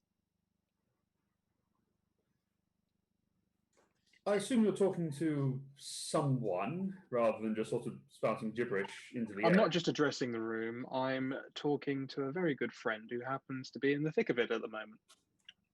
Is that the half-orc? Yeah, his name is Kelatar. We don't just call people half-orcs here. We Jesus haven't. Christ. I don't think he was ever introduced to us. I think we've seen him, but he's never been introduced. What is he in the thick of, Asher? Kelatar shared a vision with myself. We saw everything unfold all at once, really. All the visionaries appearing seemingly all at once, and devastation and war breaking out, with a very clear winner. As such, doesn't seem to be very much resistance, if any. Gilda says, "Well, we were rather in the thick of it at the time. We were in Nexus when it all went off, making sure that all the stragglers were out. Somewhat fucking terrifying to be bored upon by several treants at once. We got out of there. That's the civilians, at least." And the other moving boulder slowly walking towards South Peak, about 40 to 50 lightning strikes a second over Neymar. Nope. No, I honestly, man, there's so many places. Wait, hold on. He could just be exaggerating here. So Shit's going down. There were so many. It already came to fruition that no matter what, we killed 3, and they're already there. We achieved so much and so little. It's quite disappointing. I can imagine. Well, what can we do to help? Well, we've got a large force. It's just figuring out what the hell we want to do with it. Where were you planning on travelling to, Liralair, from what you said, as they sort of come in and sit themselves at the table, apart from the centaur who just sort of stands there. I have Doesn't stand. A way of getting into the country, into the continent, more or less unseen, would be to go from Pariah Deep up the river to Peak Shadow, which would bring you out not far from the Tasto Cliffs. That would certainly be a way of going. It's a way, as people are saying, it may not be the one we want to take. I'm just wondering about where to strike first. If say, we docked at, if we entered the country at Channel Point, we're about the closest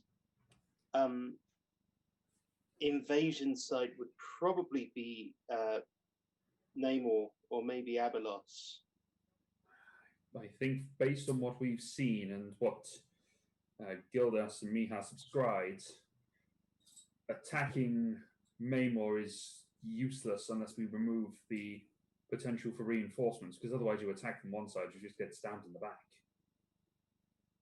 I have to admit, Namor was the one that was being attacked both from above and below. Correct.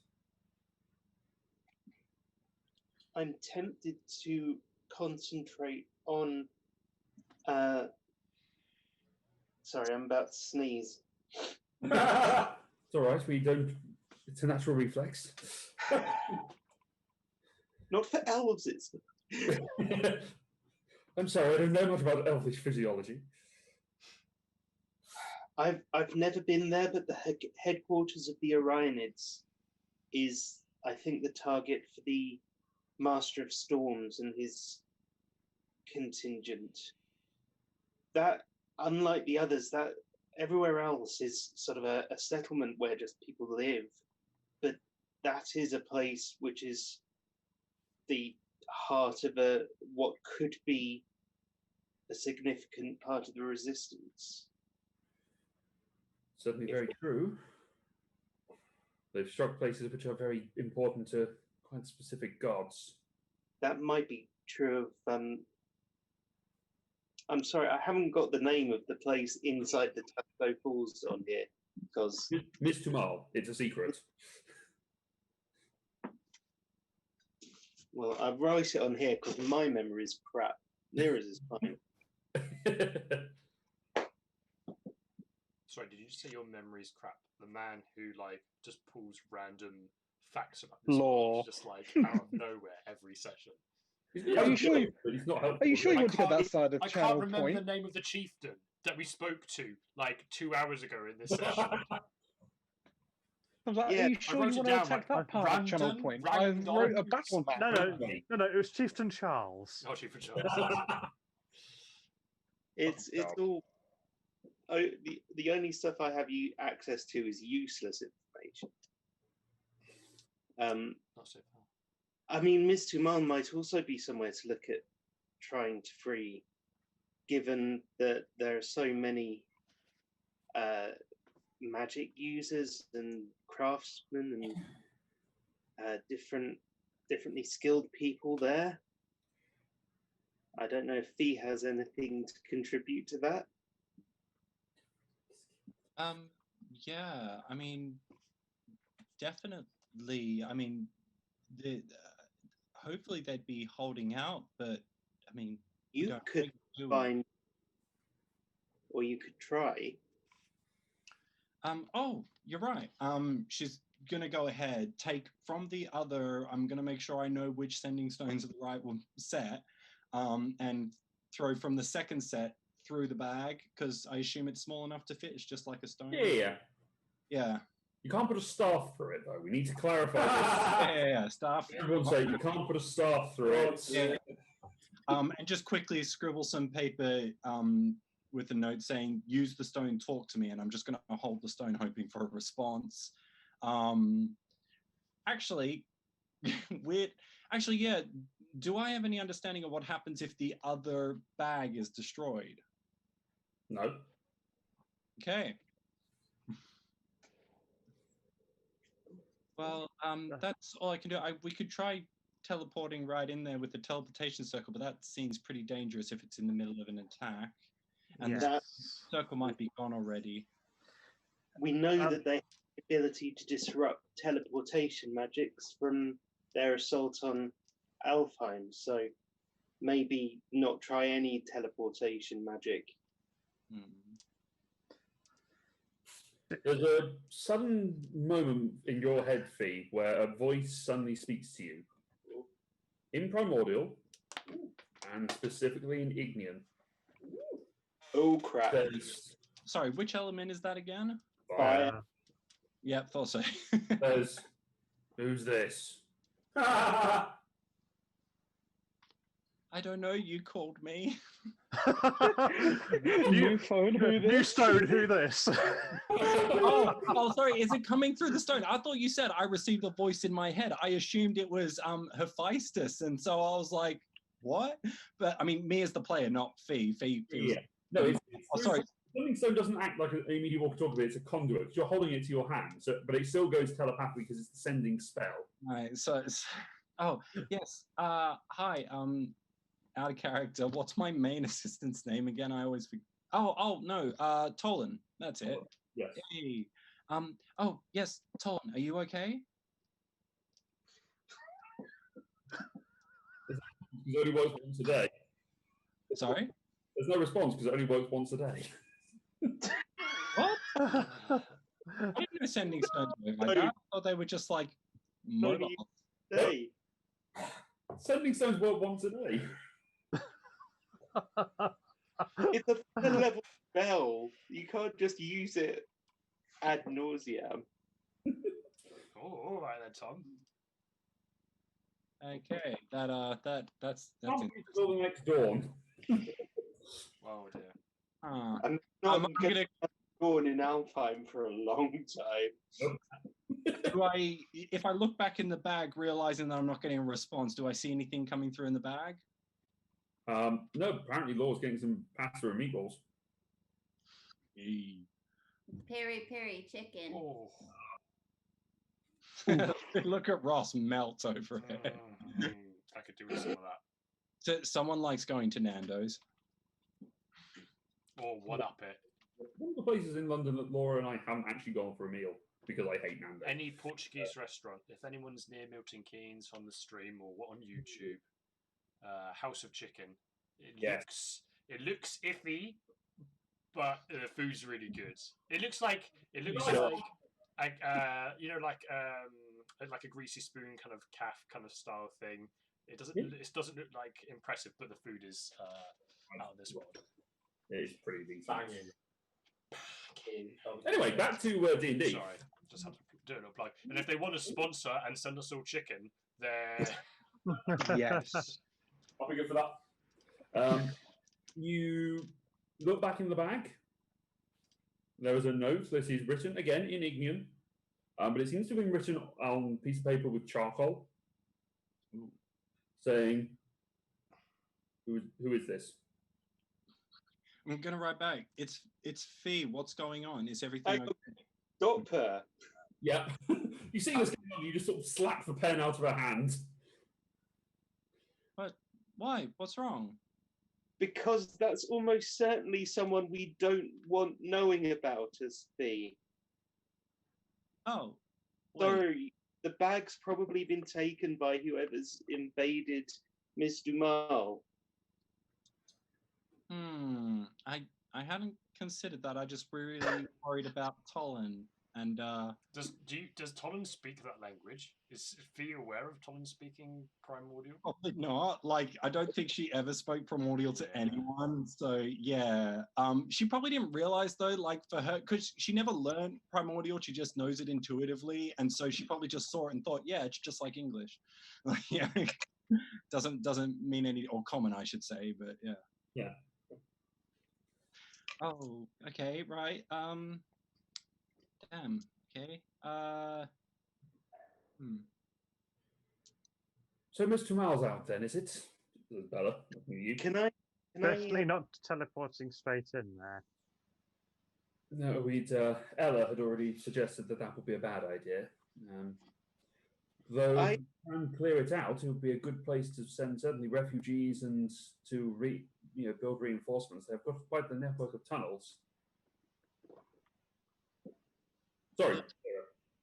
If we can't teleport, the ship can still move rather fast, can't it? Even in this plane? I know we didn't fly it very far, but it flew fast in the astral plane. Maybe it still flies fast here? We could get both of our teams there and... 264 miles per day. Yeah, so I mean, Fee doesn't know this, but I remember from reading the description, I think it only has one speed. It doesn't explicitly say the two planes. So yeah. Yeah, 11 miles an hour, which apparently is fast. It's fast for the era. Yeah. How fast is walking if you think about it? Like, I mean. True, I guess. Yeah. I don't know. I mean, I obviously personally would like to go there and see if everyone's okay. But you know, we need to do what's better in the long run. I mean, right now we're not meant to be taking too many risks because if we consolidate everyone, I thought that's what it was. That's why I'm sorry, Lyra, but I thought that idea before was terrible. But I thought the whole idea was that if we consolidate all of our forces into a single one and then we attack one place at a time, it's one large army against many medium armies, maybe? That depends on how quickly we can attack.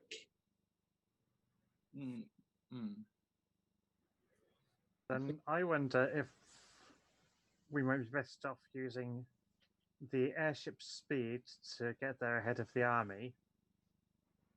We could attempt to scout around and locate potential targets. And we would also likely draw attention to ourselves, therefore diverting it from the main army. Also possible, I mean, does anyone know how far their teleportation block goes? Because we're only assuming that. Because obviously we wouldn't, even if we were trying to move all of these soldiers, we can only move maybe 100 or so at a time in the airship. So it would be pointless to move 100 of them at a time right into the middle of battle. Surely we'd wait maybe like 30 minutes foot movement outside and then do many quick trips. We're talking about creating a staging post at Channel Point across the channel from... So they're not actually in Fioros itself. Bella looks up from the drink that she has and suddenly has a look of concern. You're sending the army down by ship, are you? Supposedly. Channel Point.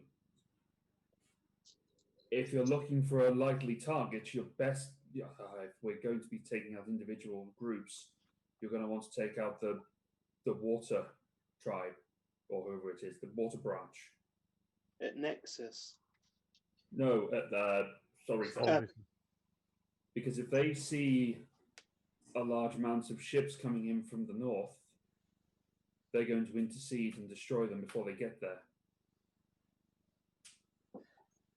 And so Reese is a perfect point to do that from. You make a very good point. I rolled an intelligence check on that one, roll 1, and she's a halfling, so then I rolled 20. Because that's what halflings do. Yep. What's the best way to get to Solrisa? For a small group like us, say we're clearing the way for the larger force. Are you asking them, or are you just asking this out? I'm asking the group. Address the room. My immediate thought is, given that maybe it's relatively unguarded at the moment, we could try through the Feywild. We also risk losing time there. That's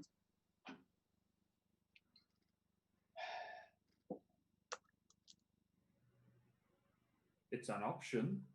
You risk losing time. You also, there's a far greater chance that time spent there is seconds rather than days or hours. Is there a way that we can manipulate that? Only if you're an archfey, as far as I know. If you happen to know one, then I'll look around the group. Does anyone look like an archfey? make an insight. Looking at Lyra. Not archfey. As you're panning, there's just suddenly this really tall, pale elf in the back, and you're like, wait, who's this person? I do know an archfey. His name's Velimas. He is the visionary from the Feywild. Do you know anyone that won't kill us immediately? He'd kill you immediately. He'd probably torture me for a very long time. Still sounds a bit tortury to me. Yeah. You got anything a little bit less death and taxes? Make a history check, Lyra. There's a 16 on the inside to see if anyone was an archfey. No one here appears to be an archfey. That you can tell. History, say. Yes, please. Unnatural 20. Okay. There are numerous stories of various archfey entities that are available that have got this sort of manipulation. Chief among which are the leaders of the Seelie and Unseelie courts, which you are aware of. But there are other individuals who have gained enough power to be in such a situation that they can control the passage of time due to whether they have followers or not. You do not know of any directly, but you have an idea that there are historians in your hometown that might. Or at the worst case, your sword might have an idea. I will relay the stuff about the historians in my hometown. See, the problem is if I go to my hometown, I will probably be killed. I mean, it's very hard to kill someone when they come in with an army. But we're not talking about bringing the whole army. No, you've got me.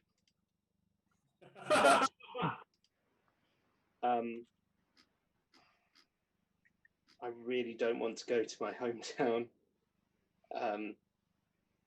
I can show you mine if you want. South Peak's a bit flatter. Rocky.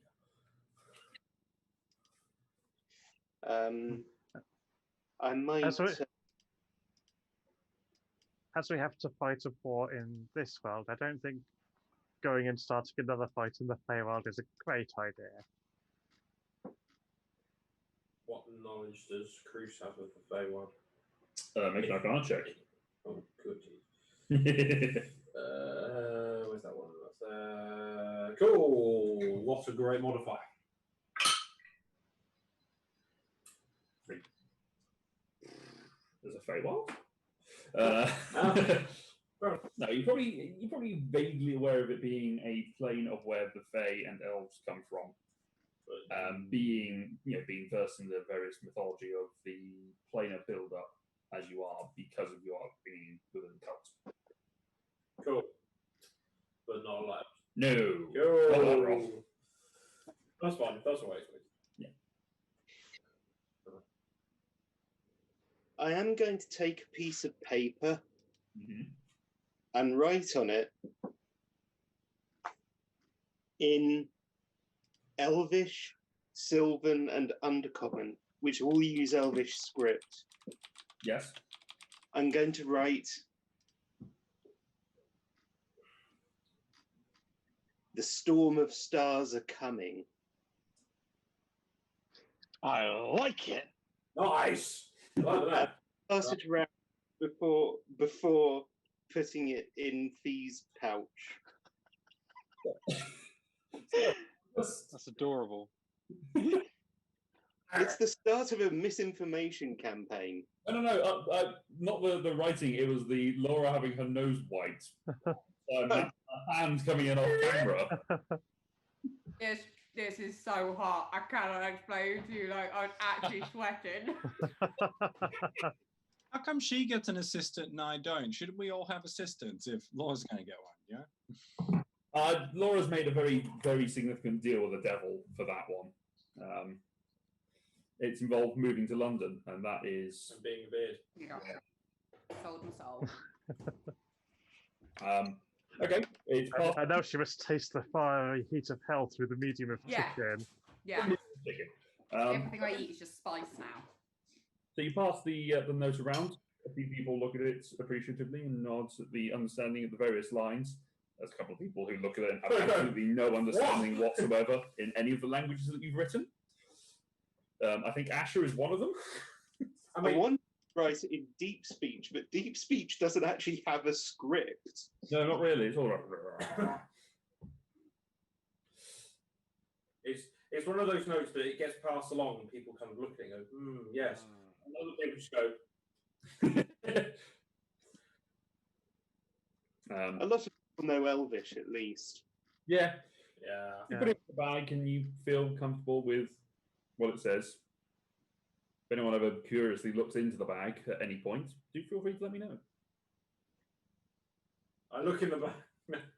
We can't just say, I'm going to look in Fee's bag.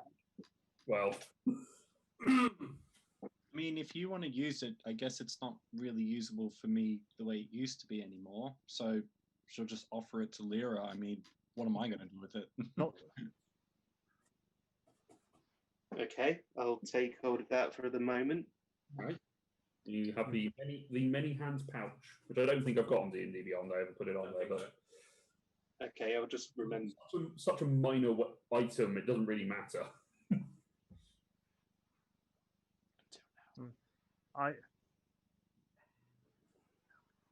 I don't want to seem like I'm fixated on the airship. Oh, That would be a way of getting us to Salvisa relatively quickly. And we would have the choice of whether to just go as ourselves or to take a small force with us. We could hold 100 or more people on there as additional forces. It does seem to me that every plan we have made has been revolving around not using these lads behind us. What, the army? Yeah, mean- because these are the ones not on the boat. So these are here now. Well, we were talking about them using their ships to get to Channel Point, but if they did before Salrisa is cleared out, I We believe might- those ships have already set sail. The large bulk of the forces have. The people that are currently here are the main. We've got a few hundred. They're the main commanders, though. So they're here gathering information, consulting with gods and various other people. so where are the ships go? Sorry? Channel Point. The ships are already going to Channel Point. Yeah. Yeah. How long will they be there? How long will 3 it take? weeks. 3 weeks. 3 weeks, depending on weather conditions. That gives us a time scale. That's what I say. Like every choice that we've said so far is leaving all of the commanders and the really good guys here and not using them. They are due to set out tonight to catch Yeah. up with the people. So the ships have set sail because it's more convenient to have them outside of the Bay of Yggdrasil, rather than just sort of sat in the mouth of it, making all the other countries look nervous. So they've got their own ships. Yeah. And set sail. But we could take some with us in the airship. Essentially. We can take 160 people. Say 140, just so that you don't get confused with the fact that you've got you guys and the Yeah, 140 and them. And us, sorry. Okay, let's say we do this. We take the Legion of Storms, the Wandering Stars, and 140 of the best in the army. Where do we go? I think we said Solrisa to stop them from destroying the longboats heading that way anyway. Come on, we know Solrisa. Where more particularly? We need an actual location. We don't know where the visionary is going to be. I would guess they'll be located somewhere near the centre, or in. As the chieftain heard anything, if they're collecting information here, they might. From my vision, could I see where the main assault was? It was a big. It was the entirety of Solrisa is underwater. Probably a good bit of information to give out. From the entirety of Solrisa is underwater. There was a section that was cleared out. I'd say you've probably got Solrisa, and you've probably got at least maybe a mile or so before it goes off the end of the point of the off the end of the docks before it then touches into the sea. That's a big bubble. It's huge because it also stretches a couple of miles out towards the Athenium. So overall, it's probably about a 5-mile bubble. Jesus. I will ask particularly: does it cover the Orionids wall? It does. Damn. I mean, we could still go there. Not if it's inside this bubble. We don't want to try and take an airship we barely know how to pilot into conditions we know nothing about. That's the rest. Well, Journalist did say that he was sending 30-odd mages this way. Not everything has to be done via airship. If we have enough mages, we could... The mages are here, as are the druids.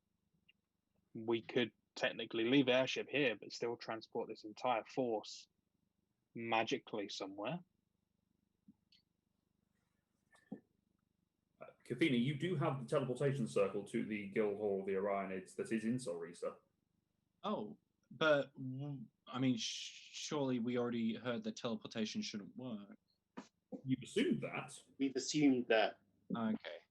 Plus, we now know that it's underwater. Not a problem for me. The rest of you, I presume there's some magic that can help. Mihas the sort of shaky elf says, "Oh well, you can cast underwater breathing." How about you? I remember trying to fight underwater was terrible. Well, we did have to do this when we did the ship. No, they didn't actually go to that in the end. Never mind. When we went to in Pariah Deep, when we attacked the dwarf castle, we fought underwater, and it was very difficult. It can be, but you can do modifications that will allow you to fight well. Certain weapon types that you use are better than others. Cedric, Yes. if we are to head to an underwater fight, would your octopus friends be able to help us? Maybe. I could always ask. then would mean that we then need to go to Pariah Deep. To pick up the octopuses.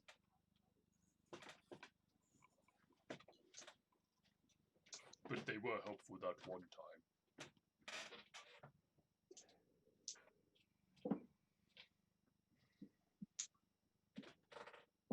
Okay, You I'm wanna going to ask ask a my question question? while there's some silence. Can I see something in Yes, the you can. behaviour Okay, moving on. of this very shaky elf as to what might be causing? Stamina. Yeah. Make an insight check. Or medicine, I guess, is either or. They're both equally bad. Okay. Ah, Hmm? what a waste of a crit. Oh, maybe not though. No, this just appears to be a speech impediment that he happens to have. He looks nervous, if only because if there's something about himself, or he just doesn't like being in large groups of people. You get the sense that this person is just a bit of a introvert, and is a little bit uncomfortable speaking to a large group of people. So he's a bit of a snowflake. Okay, No. He has a legitimate, speaking condition. It's also werewolf problem. So he doesn't like being around people. You wouldn't know that, but just for the sake of the internet. Always watch. Okay, cool. Yeah. Anyway. Don't let me stop you guys. Yeah, plot away. I think we're all just deep in thought at the moment because we're like, lots of options. Mm. What weapons work best underwater? Well, spears, tridents, sort of the thrown things. I think daggers work relatively well. Crossbows are good.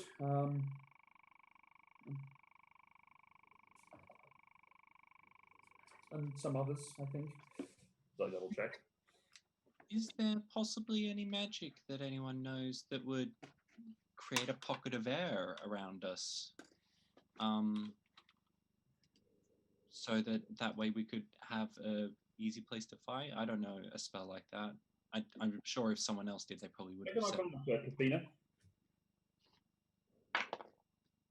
Yeah. Could have been better. And that is 21. Okay. The likely thing that would be able to help, that would give you a sort of a pocket of air, control water is probably the one that you are looking at. That's 5 feet per. Yeah, it's very small, isn't it? It's very slow. Not the third level version, rather than shape water. Oh, right. I always get those two mixed up. Also, If we fourth level spell lasts for 10 minutes, you can create a cube that is up to 100 feet on a side that you can affect. Blood, part water, redirect flow, whirlpool.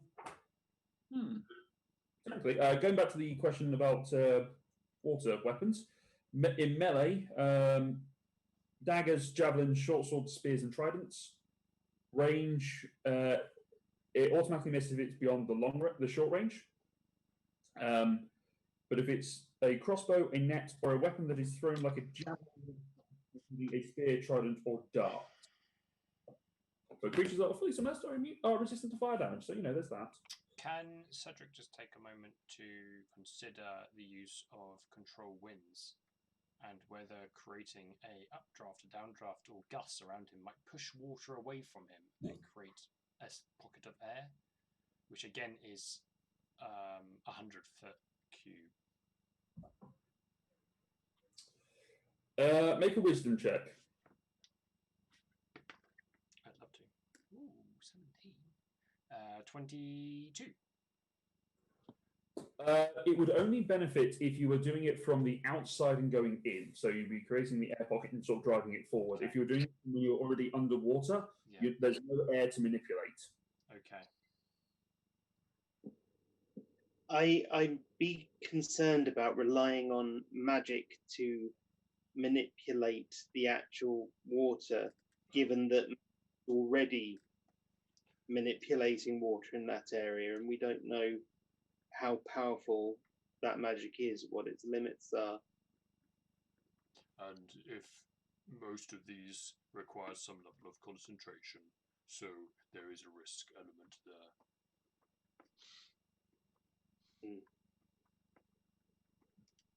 I'm sorry. Obviously, this is a dumb idea, but I just had that idea of all we need is some like a portal between one spot to another, and we just let all the water drain out. But you know, it's like an ocean worth of water on a city. Soul Research. Yeah, I know. Like it's obviously a bad idea, but just the thought of just we got this, we just drain it. It just fills up just as fast. Rupture. Then you're back where you started. 500 pounds is not a lot.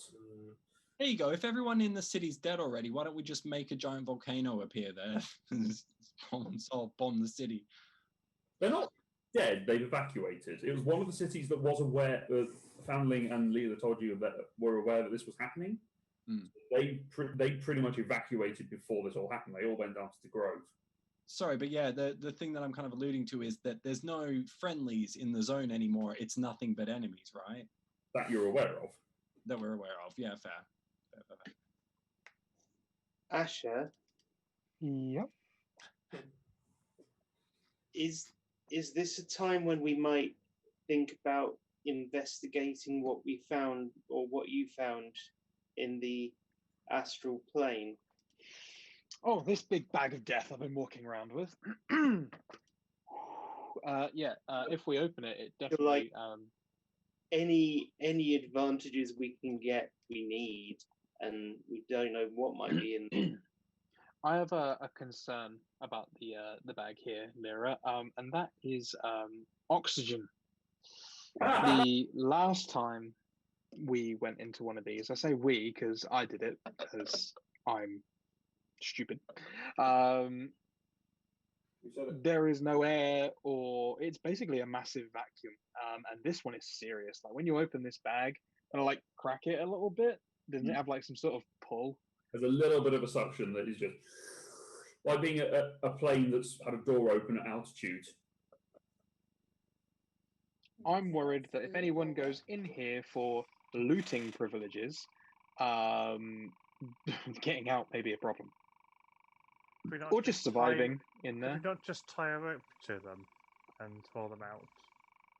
I mean, I'm always willing to try for, Science. treasure purposes and science. Nice. That's all she's going to contribute to this conversation because she ain't got a clue, mate. Leela or Laura? Both. Do we have a volunteer to hold the end of the rope while I throw myself into this vacuum? Diver just sort of raises his hand. I mean, unless any one of our friends here has any better ideas about how to deal with this item. Tying a rope around my waist right now.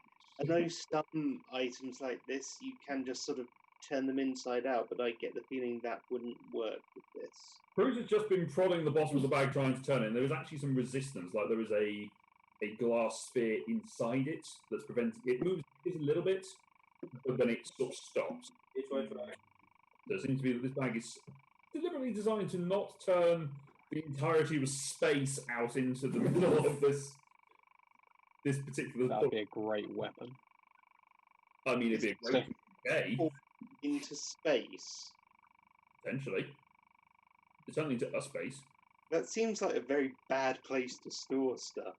Unless you're a void dragon that doesn't need to do anything, which is a brilliant place for them to put their stuff. Alright, so Asher, we need to set up a system. You need to tug on the rope twice if you want us to pull you in. How about I tug it twice and you pull me out? That's what I meant. I mean, that's fine. Aren't we a little worried that with the suction it'll be pulled so taut that she can't actually tug it? Or that the rope snaps. Yeah. I'll deal with that on the fly. It's all for science. Are we So, doing anything today? I believe so. Then I will. The way this fucking day is going, I will cast some spells. I thought I'd be in the middle of a war right now, and instead we're still planning. Someone mad. To be honest, well, this is exactly how I thought this session would go. Yeah, no, we all knew that this is how it was going to go because nothing's ever as simple as the way I want it to be. No. You Step can't just one, go Get an army. Step 2, march the army into a war. Step 3, win the war. Now there's Wow. places and strategy. it's and like Astral you're was the- just like, It's like you're the Mhm. reincarnation of Sun Tzu. I brought this out. I feel like I did a great thing. I brought the entire Valkyrie in the area. The commanders are all here, and everyone here has just gone, why have you done that? That's a silly idea. And they were like, yeah, no, that's great. You can protect our keep, and we're just, well, I'm going to tell you, we're just going to go. All right. So what, Cedric? You're casting some spells. Yeah, I mean, I'm just checking what spells I want to cast. One of them will be freedom of movement. Okay. Freedom Okay. movement. I Alright. feel free. Won't that make the rope fall off? No, I'm just going to. no, I you I can- just don't want to test it. No, you Then can. it's You fine. just. Yeah, you can just. Yeah, you can spend 5 feet of movement just to escape from. I think, or something. Yeah. Like So if it gets Right. caught, then escape from it. Right. Okay. that. What else do I want to slap you about with? I'm gonna give you a guidance just in case anything, in that first sort of that first minute happens. And to be honest, I think that's. Let me hit you with a sanctuary as well. Why not? Sanctuary and aren't they both concentrations? What freedom of movement is not concentration. Not freedom of movement, but sanctuary and bless. Isn't it? Sanctuary isn't a concentration, Okay, then we're good. as far as I'm aware. Okay. Shield of Faith Would- is, Sanctuary isn't. Gotcha. Would anyone who's holding the rope? I would like more than diver because. Oh. Bruce, Cedric, and Lyra. Everyone. I think everyone almost is holding. Are there any Everyone's- pillars? Have we got any Dude. pillars in here we can tie it to? Rafter, something? Tree. A couple of Valkyrie, they could be you've got considered some- pillars. You've got some stone pillar staircase on the stairs that you could tie it to. Yeah, there you go. And how long is the rope? Well, this was the next thing. It's a 50-foot rope. Tie 2 50-foot ropes together, giving you 100 instead. Who is tying the rope together? I was just about to say, no one wants to volunteer for this job. What's a hand modifier, Bruce? 12. 13, I think. Yes. Yes. 13. Everyone, look at his face. Okay. That was low, wasn't it? Oh, yeah. Does he not get his reliable talent? Reliable talent as well. Okay, I'm aware. Cool. Yep, I feel confident. Okay, rope. No, Bruce. People are holding on I to the tie rope. and then hold on. Actually, need to tie on the other end of the rope to the thing. Yeah, same thing. Cool. Uh-oh. So, rope being held, you are 24 it is then. you pull yourself 25. pull yourself into the space. You can hold your breath for 6 minutes. Thank you, Con. You pass into the space. Actually, So what's your con modifier? 4 or 5? so my con modifier is plus 60. I'm going up to 7 minutes. Yeah. Fair enough. Well, that's right, 'cause you got that. You had the book, didn't you? Yep. All right. So you float Stacks your and way, stacks and stacks. you float yourself into it, and you start to look around, and you are distracted by the vast emptiness of space that is with you. You see the rope as you're right behind, I was anchored, waiting for that. now sealed bag as it has been. As you have passed through it, it has closed behind you to prevent intersection, but the rope is still being allowed through. There are massive gemstones that sparkle like gem lights. They are the size of small boulders, and they are clearly worth thousands of gold. But the main thing that is made here, there are hundreds and hundreds of scrolls, which make up a great proportion of what is contained within this hoard. Make an investigation check for me, please. This is with your guidance. With what? Guidance.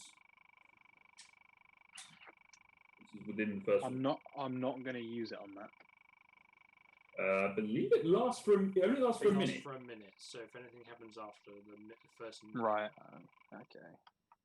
This is why you wish you had Kelatar, don't you? 26. Right. Oh. 26? Yeah. Okay. It's as high as I can get, -2. Because I only rolled a 2 on the D4. For an investigation check? You've got plus intelligence, haven't you? No. Yeah, okay. All right. So you look around and you find that there are plenty of books here that are difficult for you to understand because they're written in languages that you don't speak. That's fine. They're all going in the bag. But you're just shoving them in the bag of holding. Well, you can finish what you're explaining, and then I'll brutishly grab everything I can. Okay. There are various spell scrolls that are sort of with very fine gilded text on them. There's a few things that seem very significant to you. There are a few things that you recognise as well. There are books that are available for study, which make an Arcana check, please. Ooh, okay.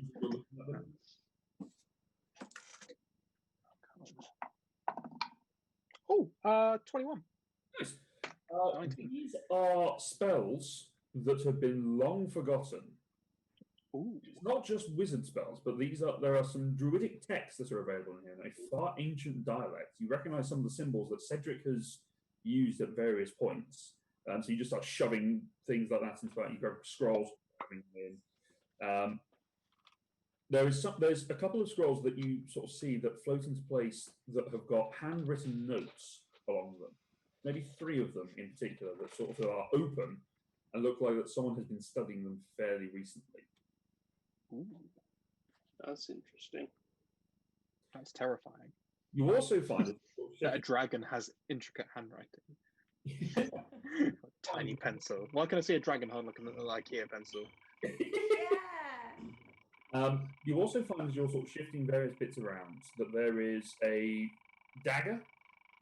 Looks like it has been crafted from pieces of a basilisk. Ooh. The sort of the scales and the sort of hooked talons or tooth of one of them. A jet black piece of agate with 2 emerald eyes that look out at you, sort of in the shape of a cat. You sort of shove that in just as a heck of it. A set of scale mail armor that looks like it was made out of stone. A shifting black cloak that floats nearby. A very beautiful spiral set of golden braces. Will also grab your attention, and something about that rings in your mind. You're not quite sure what. There is a gauntlet with a shield that hovers above it. Not quite sure how this is working, but as you sort of grab the gauntlet and move it, it pulls the shield with it. Made from a metal that you do not understand at all. There is also a small leather pouch that you look inside. It has some sort of cards and a. Pull it back, throw it back into the abyss. You know what's this? And I do. Flask. Something deep in my soul says that it should be left. There's an iron flask, which is like a sort of a hip flask, with very intricate arcane runic symbols carved on it. Hip flask of piss. Just piss. Very expensive. Dragon commode of power. As you're going, make it. What's your passive perception? Actually, My passive. Mm-hmm. I'm very wise. Should have said Cedric. Yeah. My passive is 18. 18. Okay, make a perception check for me, please. As you sort of Oh, notice great. something moving off in this, and you're not sure whether it's stuff that you've just moved and discarded and just shoved out of the way, and it's just momentum.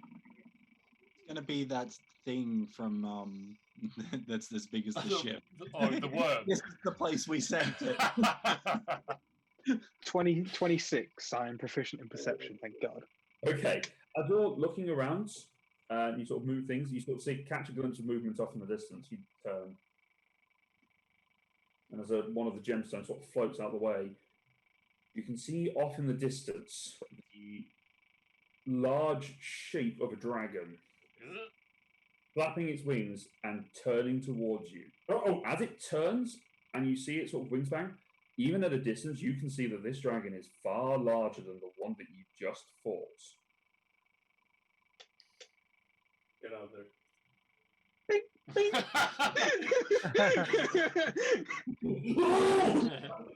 Everyone yanks the rope back in. You start pulling up, and you reach up, and you start pulling the yourself out and onto the floor. I scramble for the front of the bag, and then take my rope and just start knotting it up. Yeah, that rope that will hold the dragon.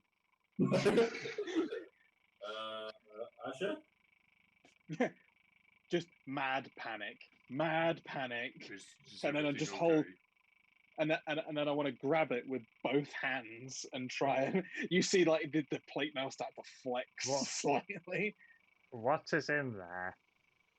Yeah, the big dragon that we killed. Yeah. That I think killed, I just- yes. I don't think that was the visionary. What? So there I was. I'll tell a tale. Lots of good stuff in there. Feel like I've really made progression. And then it appears to me that the dragon that may have birthed the other dragon is milling about in there and definitely saw me and it was massive compared to the other one. Dwarfed it. I'm not sure why I'm holding this right now, but I feel like I'm achieving something.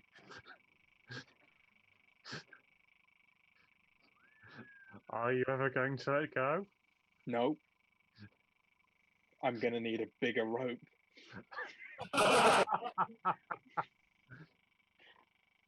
Gonna need a bigger boat. Mm-hmm. So 29. So, other than a massive fuck-off dragon, what did you find? Oh, there's just so much stuff in there. It's truly amazing. I wish I could get any of it out. Did you get anything? Oh, shitloads, mate. Check out my backpack. Even the bag of holding is bulging. Or haversack, I think you've got, isn't it? Yeah, I've got a haversack, yeah. I open the haversack. You open it up. There's nothing in It's there. empty. It's a haversack. Got him. Yes, so I'll Yeah, but Clementine, Bruce doesn't know that. He's like, you lied. There's nothing here. now I will empty it because I had got so just Yeah, you turn it inside out, and there are books and tomes falling everywhere. The scrolls that were open sort of bounce separately. I want to take this. I know there's loads of stuff, but the specifics I want to give Fee the ones that had annotations written on. Okay. And I want to give the druids who are about Mm-hmm.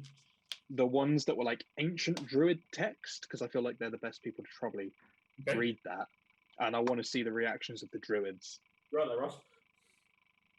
Ross is just having a heart attack. Just so offended. It was ancient druidic text. I can read Druidic. I can read that. Thought, Do you know how rare that language comes up? And you're like, I'm going to go take it to an NPC to read. you're a cleric. Screw you. You're a cleric. Do some healing. Fine. I give one to the other druids and the nicest looking one to Cedric. Oh, there's no backtracking now. No, there is. I'm going to throw it at you. Take it. Make a dex save.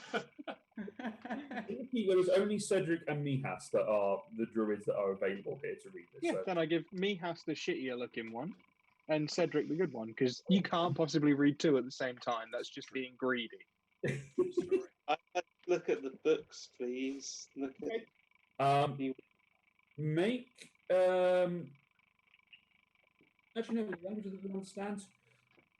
A lot of these are various laws, and there is a variation on deep speech. It seems to be a much older variant of deep speech on some of the longer. That's horrifying. Longer scrolls that you found, particularly the ones which have got annotations on. You sort of recognise some of the characters as Kafina's looking at it. Which in fact, Kafina, make an Arcana check to. You don't understand the language, but you can try and discern from some of the arcane sigils. 23. Okay. You have no idea. Damn. Woo! Okay, hang on. I'm gonna put them down for a sec, make a nice safe distance from me and everyone else. And I'm gonna cast enhance ability on myself, Fox's Cunning. Okay. Yeah, I've obviously got to roll my Arcana to make sure I don't blow myself up. So Yeah.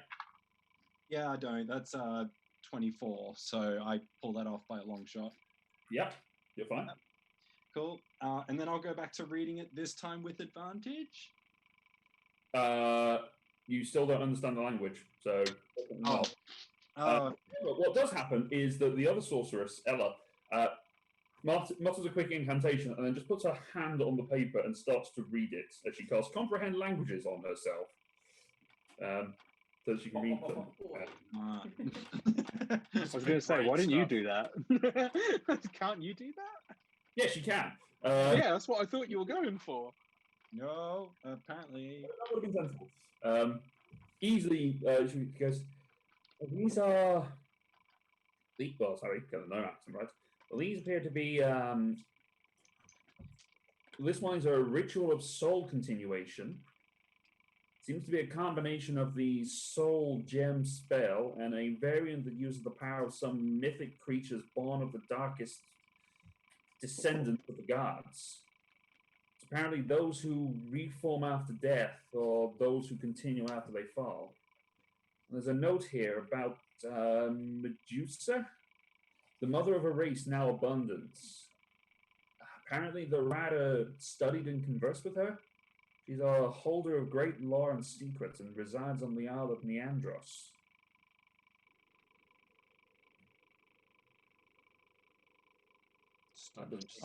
I'm not fighting Medusa. So. We're all just my favourite mythical creature. We have to go there. Wait, is that seriously your favourite? I love some Medusa stuff, yeah. You or your missus? No, what? No, me. There's in like the whole Medusa like concept and the creature and everything. Yeah, it's like no, sorry. It's just it's my wife's favourite mythical. Oh, interesting. No, it's my favourite. There's another one here, which is a ritual of planar binding, which I think is used in conjunction with the other one. It sort of anchors a soul to a particular plane. I don't really understand it, but I think what's happened is that someone's tried to reverse it, I guess? I don't know. And then there's a story about the chaos birth. In the beginning, there was nothing, only chaos. Chaos existed alone until from chaos, Erebus and Nyx, the darkness and the night, arise and mated, bringing forth Hemera the day and Ether the light. And from chaos again, Gaia the earth and Taurus the depths step forth, and Gaia birthed Pontus the sea and Uranus the sky, bringing in the second order of beings. Then begot the third, and then from the third were mortals. And there's some more notes in here about the Yorvikians record that the abyss known as Gununga Gap is flanked by Muspelheim and Niflheim. This could perhaps explain why there are none born from Chaos nor Gaia nor Nyx that ruled over fire or ice. Should the combination of all the primordial forces meet with chaos, they could be manipulated. Could this be the genesis of a reformation?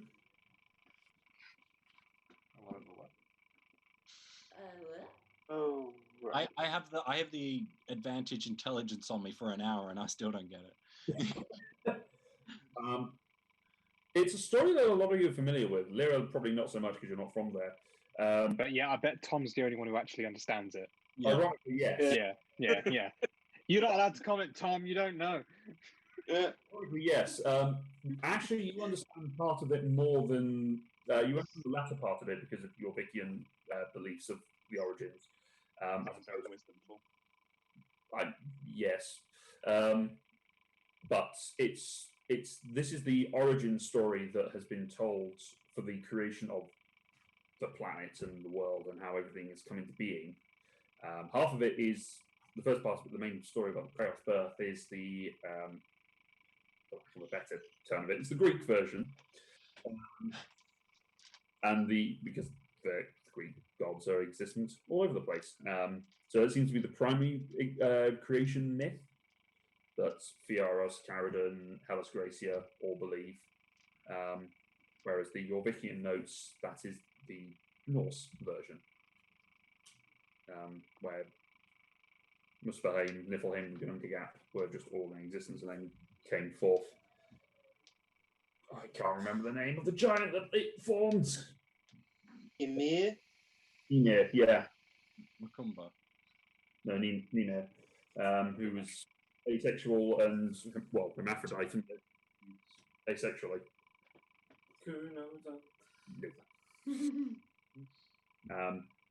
So that is the information that has been. Tom has realised what the hell's going on. When doesn't he? Sorry? When doesn't he? I feel like Tom's actually written this entire story, the entire story arc, and Luke's just playing it all out. But Tom knows everything that's going. Yeah, Tom knows everything that's going on. Tom's a script writer. Yeah. And the irony of that is that Tom originally didn't like the idea of this because he just like the Greek gods being in the world because it's too close to real life. That's my life simpler. I at least half know what Luke's talking about when he mentions gods. Yeah.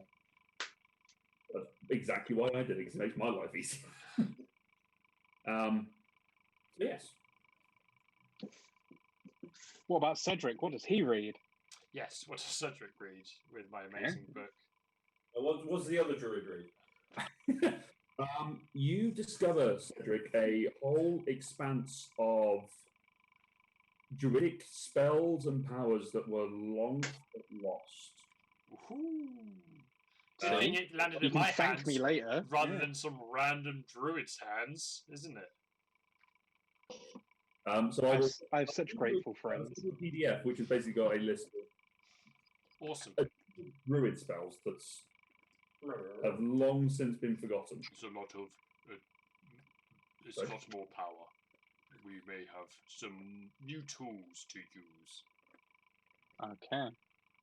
Does anyone else want to pick up any of the items? There's shitloads of scrolls and stuff. Scrolls. I noticed some gold braces that apparently spoke to me. You're looking at the braces, you're looking at scrolls, you're looking at the shield and gauntlets. Okay. Does Leela want to look at anything? Spending some time on it. There's the odd scroll about. The old scrilly scroll. Okay. There is enough people to look at the various items and the various bits of information. There is a whole lot of various lore that I won't go into because it's boring and it will take a long time to go through. Thank you, There's a whole lot of lore about the various different planes. There is also some commentary about how to bind people together and looking at casting spells over a distance and casting them through planes. Research into this whole creation myth and how to bring it all into one point of existence and then to get them to merge together. So there's a lot of information that is old and ancient. There's a lot of observations of civilization and how they've been going about. There's observations about the Feywilds, Shadowfell, all the various planes of existence. And some of it is in languages that you don't understand, but there is a lot of info there for people to mill over. There's a lot of stuff. The various items that are picked over, we'll come to the ones that you're looking at specifically later. There is a basilisk dagger. It's a non-attunement item that is just a dagger that has been built and constructed with leftover parts of a basilisk. Basically, when it deals damage, it deals an extra 1d4 of poison damage. It's a bit of a not a powerful dagger, but it's extra helps. The stone with the two sort of emerald eyes in it is a greater luck stone, or otherwise known as a Taishi stone, or stone of Taishi. There you go. Essentially, that gives it's a better version of the stone of good luck. It gives a +2 to saving throws and ability checks. If you are attuned to it, it gives you just a blanket +2 to everything. There is a +2 set of scale mail armor that is made of slate and is resistant to piercing damage.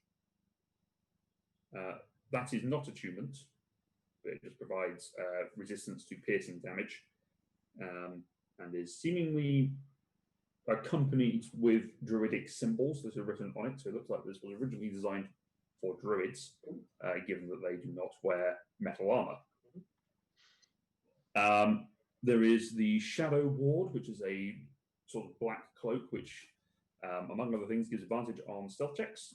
And also, if you are hit whilst you're wearing it, you can blink forward 30 feet into a point of shadow if you're in dim light or darkness as a reaction. Where's it gone? The shield and gauntlet is called the Star Metal Shield. I'm going to bring that up so I remember exactly what it is, rather than just trying to get it off the top of my head.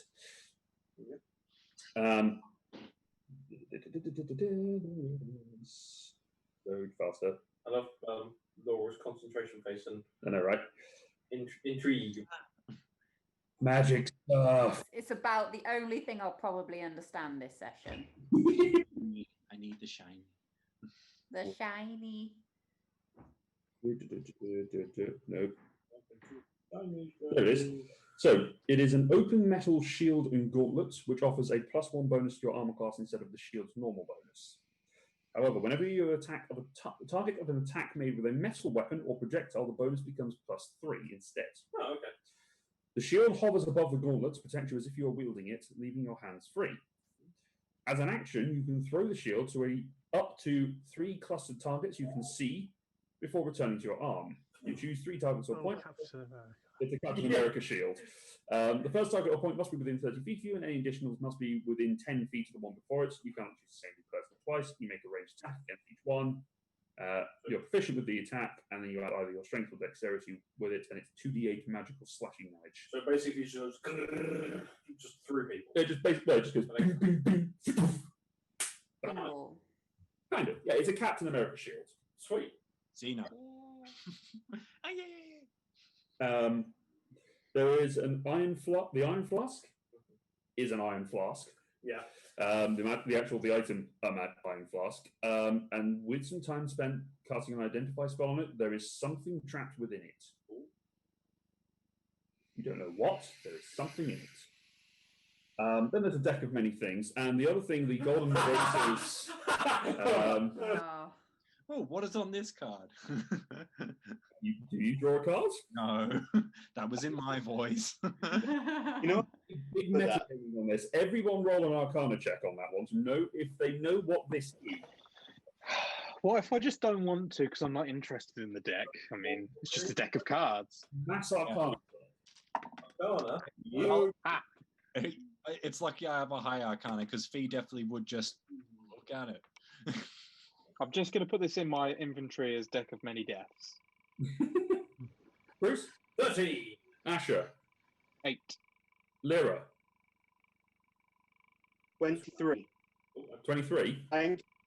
Thank you, new sword that gives me Arcana proficiency. Family? 12. Leela? 9. Cedric? 13. Fee? 20. Okay, so Fee and Lyra are aware of this item and the possibility possibilities that it may bring, positive and negative. Lyra, you are very much aware of some of the things it do because it does tend to originate from the Feywild.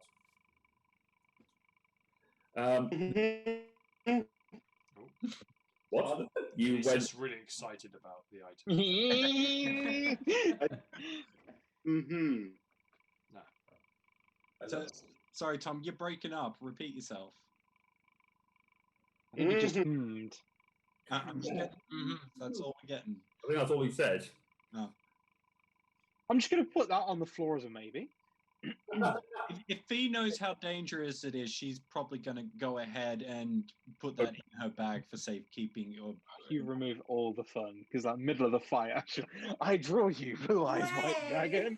I mean, I don't know how many of what Fee knows is in there because Jared doesn't know anything of it. But if she knows, Does it look like a full deck of playing cards? No, there's. It's been tampered with. It's a loaded deck. It also doesn't. They don't always have. Well, they say a full deck of cards. You don't know how many cards are supposed to be in there. It doesn't look like a 52-card deck. Let's put it that way. Imagine if they were all just part of one deck and now they've ended up spread across the world. That could very well be the case. What if this one? What if this one just held back? Imagine if you didn't have to draw it. You just touched the card, and then someone was just like scattered them through random streets, and just like. I mean, clearly all we need to do is just get our most persuasive member and get them to go round up the enemy army, going pick a card. Any card. The last thing that you find, Asher, that you're studying, the golden wraps or the golden armbands. This is an item known as the Mother's Embrace. I thought that might be what it was. Because Tom is the script writer and he remembers everything. Yeah, God. Tom, can you just tell me, was this... Because I lost what page we were on ages ago. What page of the script are we on right now? We're in Act 2. Lines? Anyone? Lines? This is what... The mother. This is the Mother's Embrace. This is a golden spiral of metal that wraps around the forearm and is thought to be representative of the love of Gaia to her children. It cannot be worn with heavy armor. Whilst attuned to this item, you get the following benefits. Heart of Stone, your constitution score and your constitution score maximum increases by 4. Oh.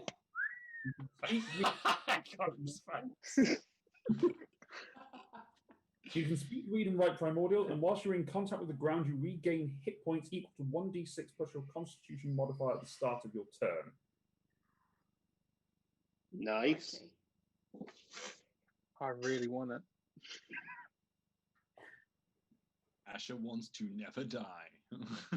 You get that and Periapta wound closure, and you'll just be healing constantly as long as you're not in the air. Kind of, but I really don't want to be selfish though. Does anyone else actually want that? Can you wear heavy I wouldn't fucking wear the armor if I had that. I wouldn't have a need. Not sure the description is finished, but no, that was it. Oh, that was it. Oh, fair enough.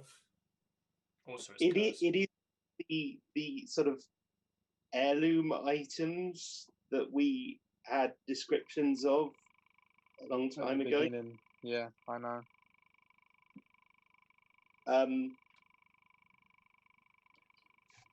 You get the sense this is another one of the fragments of the Titanomachy. Yes.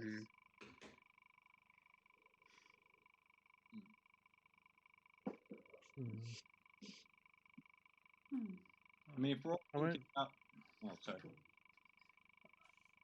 No one was saying anything. No, everyone's nodding in. I want that. Yeah. No, I mean, it'd be nice, but there's something else I'd rather have. If I was going to say, if people are divvying up stuff, is anyone interested in this? And I'm pointing to, was it actually a yin yang symbol you were saying with the 2 emeralds in the black stone? No, it wasn't a yin yang. No, it wasn't yin yang at all. It was just something like emeralds. Okay. But yeah, like I would have thought people go for that one, but it sounds like the other ones might be more useful for people. I don't know. Does anyone remember what that one does? It's +2 to all your saves and abilities. Yeah, ability checks. Yeah. I mean, the Mother's Embrace, I could literally swap it out for the Amulet of Health, and it would do exactly the same plus stuff. But Asher,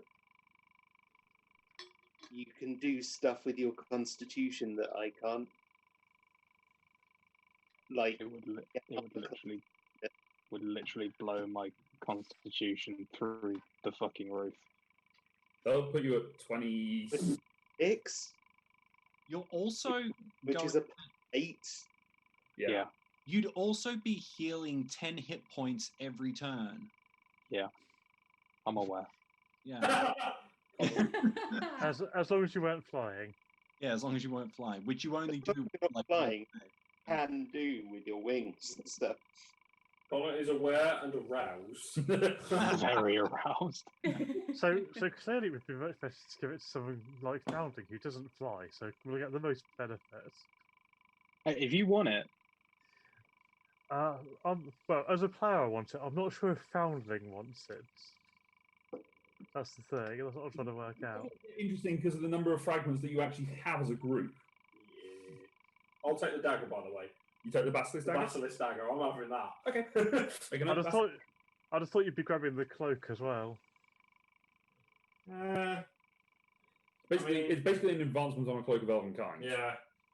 I mean, I've got a cloak that already does stuff for me. What cloak? Protection. Ah, yes. That's fair. Can't have both. Are you going to create an item thing? It's already in there. Oh, is it? Oh, okay. I will shut up. I may have misspelt it, but it's in there. I just have to remember how to fake spell it. BASI. Sorry, we can look this up, can we? Yeah, I put the items in there. When you say in there, I don't know where there is. D&D Beyond, in the items. D&D Beyond. In all the D. What do you... What, beyond what? D&D Beyond. The thing that you're using. God. You said it in Cedric's voice. Yeah, I know, you messed him. Twat. Anyway.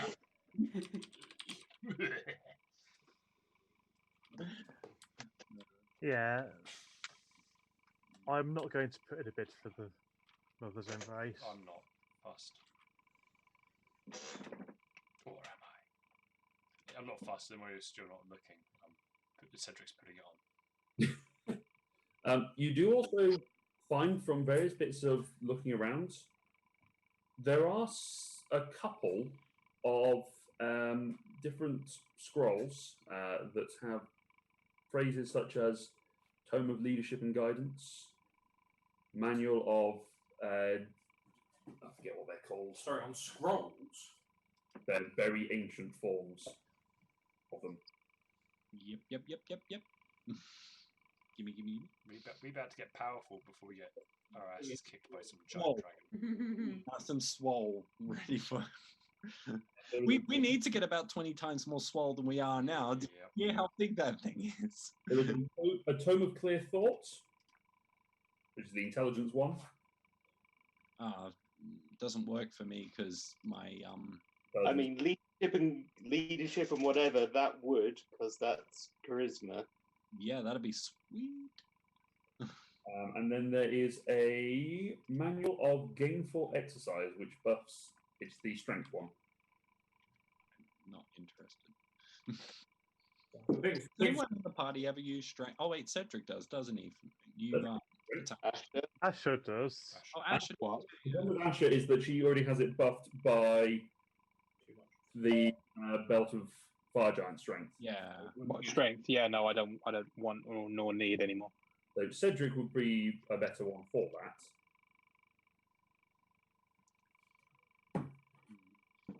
Was there one on intelligence? Yes, there's strength, charisma, and intelligence. What was that cloak called? That was the Shadow Ward. 2 words. Do we need more intelligence though? What does Leela want more intelligence? Yeah, that's the thing. Like, she doesn't need it, but that's kind of what she wants. So More science. more science.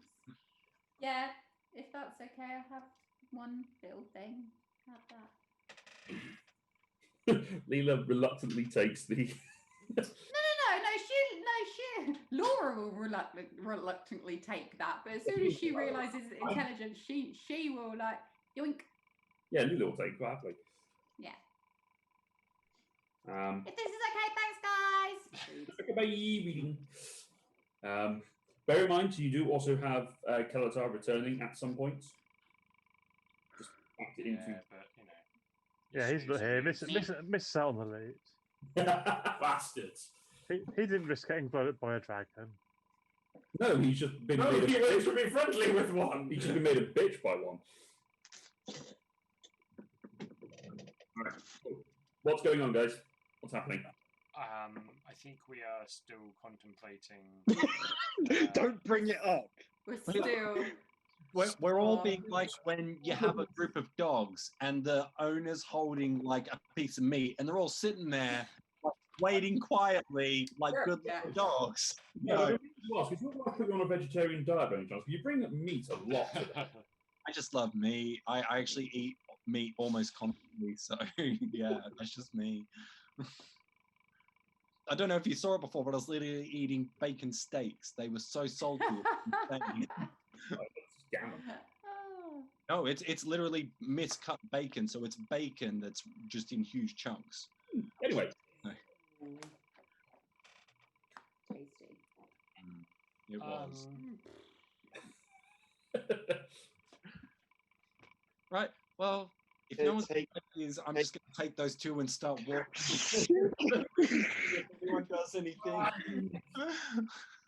Is this like the ring of power, just turning us all against each other? Everyone. My precious. Don't, because I was going to say something very similar. Is it?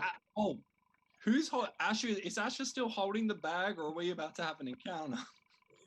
Why don't we all sleep on it and then make a decision later? Sounds very sensible. I think we have more pressing concerns than who gets to wear that particular item.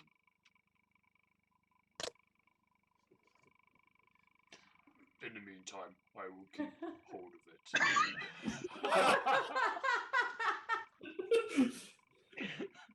Persuasion at disadvantage. I mean, I actually genuinely don't want the item, but I just thought it was really funny. Oh. This is the Ross taking. Yeah, I know. This is why it's 100%. Persuasion is negative. That's a 4. No one wants to give it to Cedric. Asher, when you went in the bag and you were in that space, could you tell if the bag opening was staying stationary? Yeah. Okay. I was just thinking, it's like, do you even have to go in the bag? If you can just kind of like look through a hole and mage hand around in there, maybe you could do it safer, but I don't know. genuinely like, oh my god, I want more treasure, more treasure. I make it rain scrolls. It'll only go 30 feet, so you can't go that far. Yeah. That's why I'm curious if the opening moves. If it does, I'll just wait until I drift towards something good. Probably, I just realised I don't think everyone will know what the iron flask does. Yeah, I know you do. Traps things. You read it earlier. So, this iron flask has a brass stopper. You can use an action to speak its command word, targeting a creature you can see within 60 feet of you. If the target is native to a plane of existence other than the one you are on, it must succeed on a Wisdom saving throw, DC 17, or be trapped inside the flask.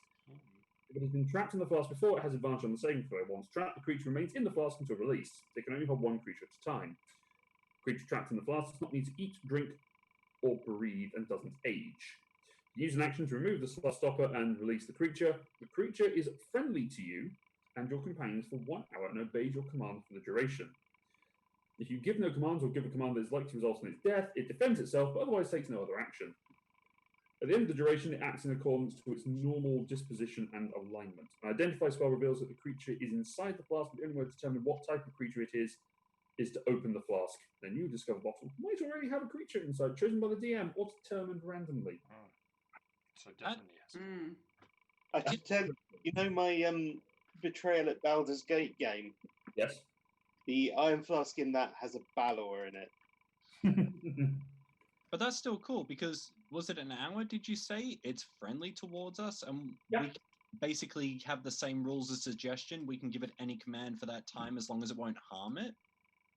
Yes. So theoretically, before the hour's up, we just tell it to get back in the damn ball. Clarify, it's as long as it's not an action that isn't fatal to it. So you can do things that might hurt it, but just that isn't obviously going to kill it. So, like, tell the fire elemental to go and take a walk in the ocean. Yeah, but yeah, of course. But I was thinking more that within the hour, you can just tell it to get back in the damn bottle, and it has to. Like, it just, you get it out, you say hi to it, and then you're like, I don't like this one, and you just pop it back in if you change your mind, you know? I have no idea. I will take the Shadow Ward. Take the Shadow Ward? Okay. Yeah, I still don't know how to access these items. I'm looking through all the stuff. What was the now. strength-based thing that we were talking about? That basically, I think defaulted to Cedric because no one else wanted it. It was the manual of exercise. I'm going to just take that as sort of, unless anyone now screams that they particularly want it. I think you and Ash are the only ones that use strength-based weapons. Yeah, and Asher didn't care. So I'm really not in any need of any more strength. I will spend the time this night. Yes. Unattuning from the Cloak of Protection and attuning to that. Okay, Shadow Ward. Cool. So there's a Cloak of Protection floating around. You know, if anyone wants a Cloak of Protection. is it attunement? Yeah. Basically, if something's attunement, Yeah. But there is the +2 slate scale mail, which may be a benefit. Yes, I'm presuming no one else wants that. No. Then I will take that, please. I will. I haven't created that one, but I will put it on there and add it to you. Okay. Sorry. Thank you. I've already got something similar to that flask anyway, so I don't know if someone took it already. Sorry, I was distracted. But I've got something similar to that. So. Mm-hmm. Did you say you'd taken the stone, Kafina, the luck stone? Yeah. If no one else is going to go for it. I feel bad now because you mentioned thingy coming back. Blah, blah, blah, can't get it. Thank you. Yeah, so maybe I should leave the scroll. I mean, then again, the stone is the more powerful item, I would argue. But you know, yeah. Would I have a sense as to which one Kelatar would prefer? Do we have an ETA on Kelatar? Sorry? Do we have an ETA? Oh, he's been there for ages. Hold on. Here's People talking. Ross, what were you saying? ETA on Kelatar. Do we have one? No one has asked. He's been told to go to Channel Point. Asher will be there in about 2 hours. Right. In about 3 days. Yeah. He's gonna be so Maybe pissed. someone wants to get in contact with Kelatar, and Ironically, the only person who can get in touch with Kelatar is Kelatar. That also means Kelatar should have rung up Asher by now, saying, "Where the fuck are you?" He did. Oh, okay. And then all he got back was, "Yeah, sorry, we're here. Okay, bye." We have an army. Call her again. Don't blow that bitch's phone up. You know. Kelatar doesn't know this is happening. If we're near the end of the day, Kelatar would send well, the thing is, Kelatar is about 5 hours behind everyone else. Okay, how long ago did Kelatar send the initial message? Probably about an hour at this point. No, Okay, he would send another one. Just go, what is going on? Where am I going? Who's he sending it to? Asher. That's your problem. That's your problem right there. He's got more of a connection with that. How is this more of a problem? Yeah, God, I just gave you a book full of ancient secrets, and this is how I get treated. I was second choice. Yeah, you'll be third choice next. And this is why we need to be a married couple. I've got to go. I've got work in the morning. Okay. It's getting late. So I think while he's gone, we can just take the army to Channel Point. Okay, Asher, what's your response to Kelatar? What did he ask? Where am I going? Where am I meeting you? What's going on? Your call is important to us. Please hold. For ease of this, we'll say that when they're all asleep, Kalatar can cast Dream and have a proper conversation with someone, possibly not actually. Pick Lyra. Lyra doesn't Do it sleep. to Lyra. Lyra's immune to it. So, I know. Pick Leela. He could do it to Bye, Crew. Tom. Hi. Bye, Tom. So I take the item off of Cedric. I'm slapping that.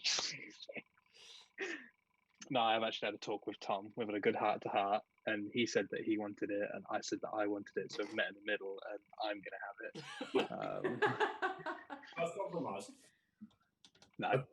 We have had a chat, and we both agreed that we both desperately want it, and that's all that came of it. Ah. Good. I'm glad to have thrown this grenade into the middle of the party. Great. Now one of us has We've to only fight to the spent like an hour's worth of today's session discussing the one I used. There's 50 items in there, and we only care There's about so one. much to choose from, and we're like, fix it. With that stuff that you've been spending time over, this is only at its second stage. Oh, I so want it. I'm wearing it. I've got it on. We'll say that it's put in a bag of holding away from everyone. No, legitimately, me and Tom have said that Tom is okay with me having it. We've had a real heart to heart. It's quite nice, actually. It's what you. It's what you convenient can. he's not here to Keep defend changing his. that story. We will wait until next week before we decide where that is going. I can't. Yeah, you take See, it and he's- enjoy. See, Ross can read back to front. I think it's. I even put a little heart emoji on it. Yeah, part of the reason why there's no dex manual is so that would just cause another argument because there are 3 dex-based characters. Yeah. And there should have been 3 deck-based scrolls because magic.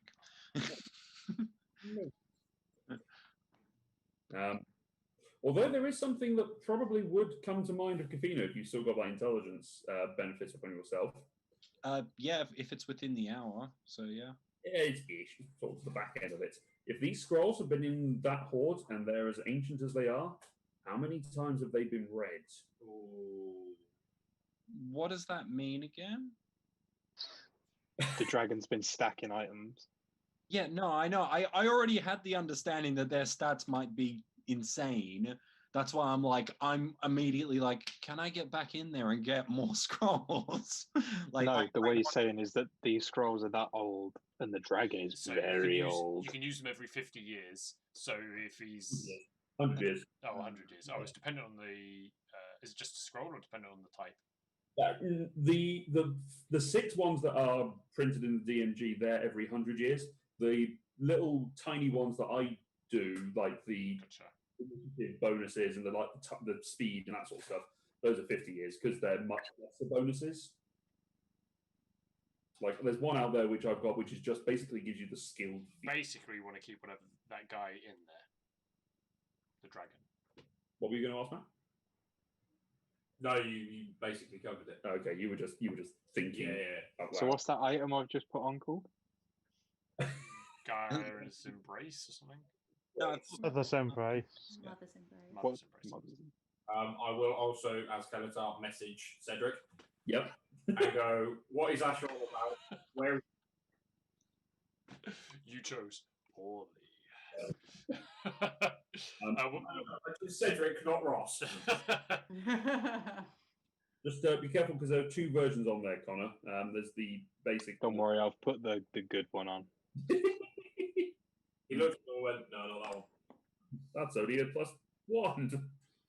It's a +2, and you don't get the battle healing. What was the specific message I received? What is Asher on about? What's Astral on about? Where is the keep? Where is the keep? It's outside. Is it Alfheim? Vanfelder. It's in Vanfelder. Alfheim. Outside of Vanfelder. Vanfelder. Okay. Keeps outside Vanfelder, and also we're talking items, and also trying to think how many words I got left. There's a lot of people here. We don't know what we're doing. I think that's about it. That's about right. All right. At the mention of Velfather, I just go to oh, for fuck's sake. To which the woman that's lying next to you goes, "What?" Oh, sorry, not you, not you. I just need to find someone. Oh, well.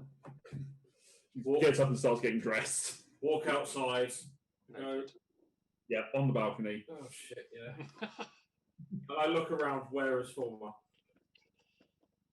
He is. He's hunting. He's gone for some food. Bollocks.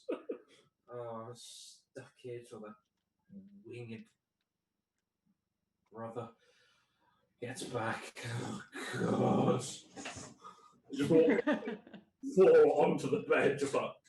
As you hear a door slam behind you, and then suddenly a wet slap of something being dropped on the balcony. Ooh. Oh. Ooh. I'll just you know when you're lying like that, Yeah. you just go. The back end of a cow. Oh. Lovely.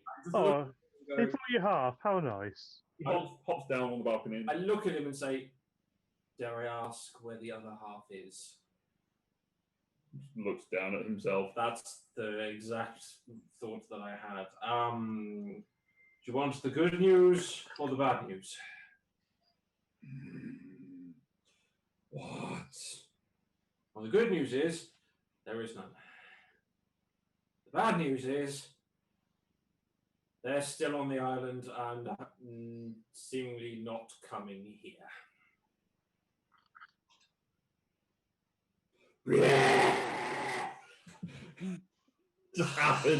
Acid Come on. No. No. No. Just kill me. No. I'm just a. I know.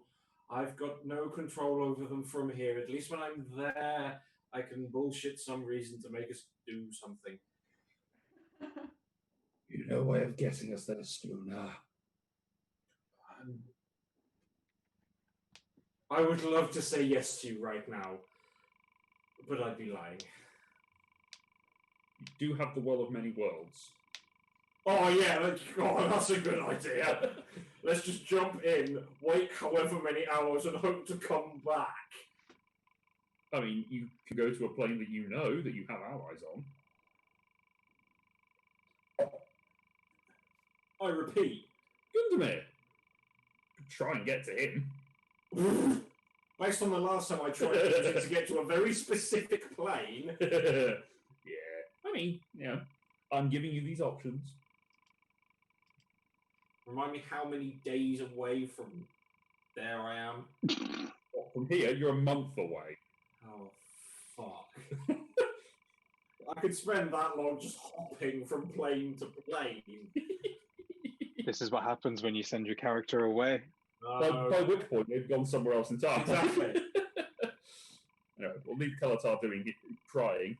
But with that, Asher gets swole. That is, what, another 20-odd hit points?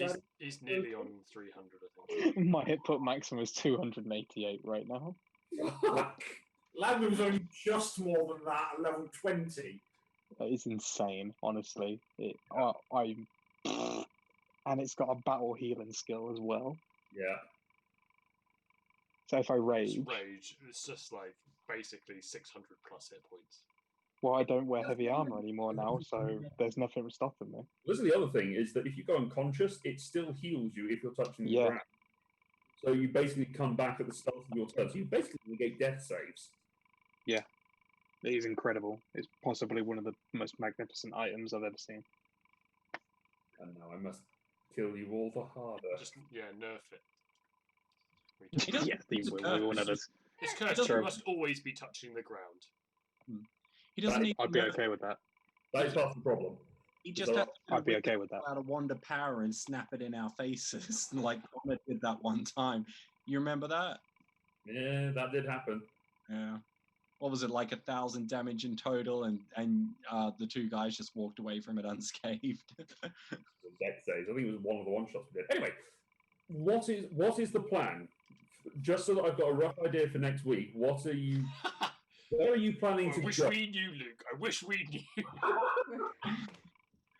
We need I to thi- get to Solvisa. I think we get Yeah. to Sorisa to defend the ships that are travelling.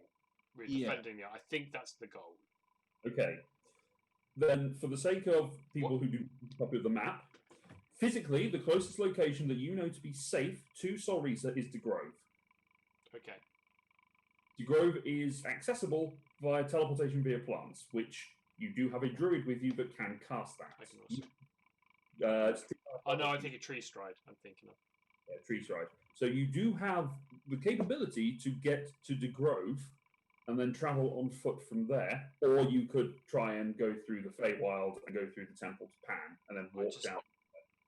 I'm just going to do this. I'm just going to out of character now. The Feywild scares me for like the potential loss in time. We can go quicker. We could also go a lot slower. Yeah, that's the thing. When you said about you know some people that could kind of change time and make it in your favour. It's like, are we really wanting to risk it on that? Plus, Lyra seemed to think she might get murdered if she went to try and find the people she knows that do that. Well, Fey entities are often willing to do a deal. So great. So there is great possibility to do things. Probably some Lithid to I kill. also were advised by Athena that you do some. There are instances where you need to prove yourself to the gods, in which case you get blessings which can enhance some of the fragments that you have picked up. I think That's the point. We need to get the Legion of Storms to do something to prove they're worthy of joining us. I mean, you can have a battle royale next week if you want. No, we need some mission for them. Go and kill some. Yeah, the mission is to save the world. We'll just sit in our keep, feet up. With us on the war. I think that's proving themselves. It's pretty good mission. Yeah. Save the world. I've got 170 grand as the payment, if you like. It's a good amount of money. Yeah. So, what is sounding like the likely? More likely De Grove. Okay, we can have the discussion in chat. By tree strides or whatever it's called. I think. I mean, I could be speaking for everyone else, and I don't. I think there is some people who want to use the airship, and I think that is good. But then I think Tom's put off by that, and that's why then let's say Tom or Lyra, I guess, because he hates. She hates the Lithid, so she doesn't want to do that. So then that's why we got the Feywild suggestion, but the Feywild is a way bigger risk, I think. So we should probably go with somewhere in the middle, like kind of saying meet in the middle, and we will go to De Grove, where we are not using the Illithid ship, but we're also not going through the Feywild. Yeah, I'm cool with that. It's less conspicuous than using the ship as well. We can scout around, go on a scouting mission, and get some information. Yeah, that will always just work out really well. Okay. All right, guys, bedtime. I think with that, we will call it for tonight. We will discuss in chat and try and figure out what exactly is going on. I've never missed fighting so much. Me too. But Me Laura, too. Laura, the last time we had one of these sessions, this sort of session, one of our characters lost their head. So last time. I was going to say the next session everyone died. Isn't that what happened with the ship? Basically, we had a big planning session. I wasn't there for the next session, but we had a big planning session. And like, right, we're going to go go on a scouting mission for the ship, and then basically boarded it, blew it up, nearly killed everyone, reset the day with a superpower. And then went, right, let's just take this in a different approach. So I'm expecting big things next session. I'm expecting So look out on our YouTube channel at Eat Crit Survive to find out when that previous episode took place as podcast form. But until then, Laura, thank you for joining us again. Good having you. You're back next week, yes? I hope so. Yeah. Yeah, we need Should to, be. we Yeah, need yeah, to wrap pretty this much up for am. Laura's sake, really, because eventually she's just not going to be able to join us. Yeah, no, I will be here next week. Wrap up the entire war before Yes. Laura gets back to work. Yes. Goal. That's the goal. That's the goal. This could go on till Christmas. So, thank you very much for joining us. Thank you for staying as late as you have. And until then, Good night. Take care of yourselves. I will see you next Friday. Bye, guys. Bye. Bye.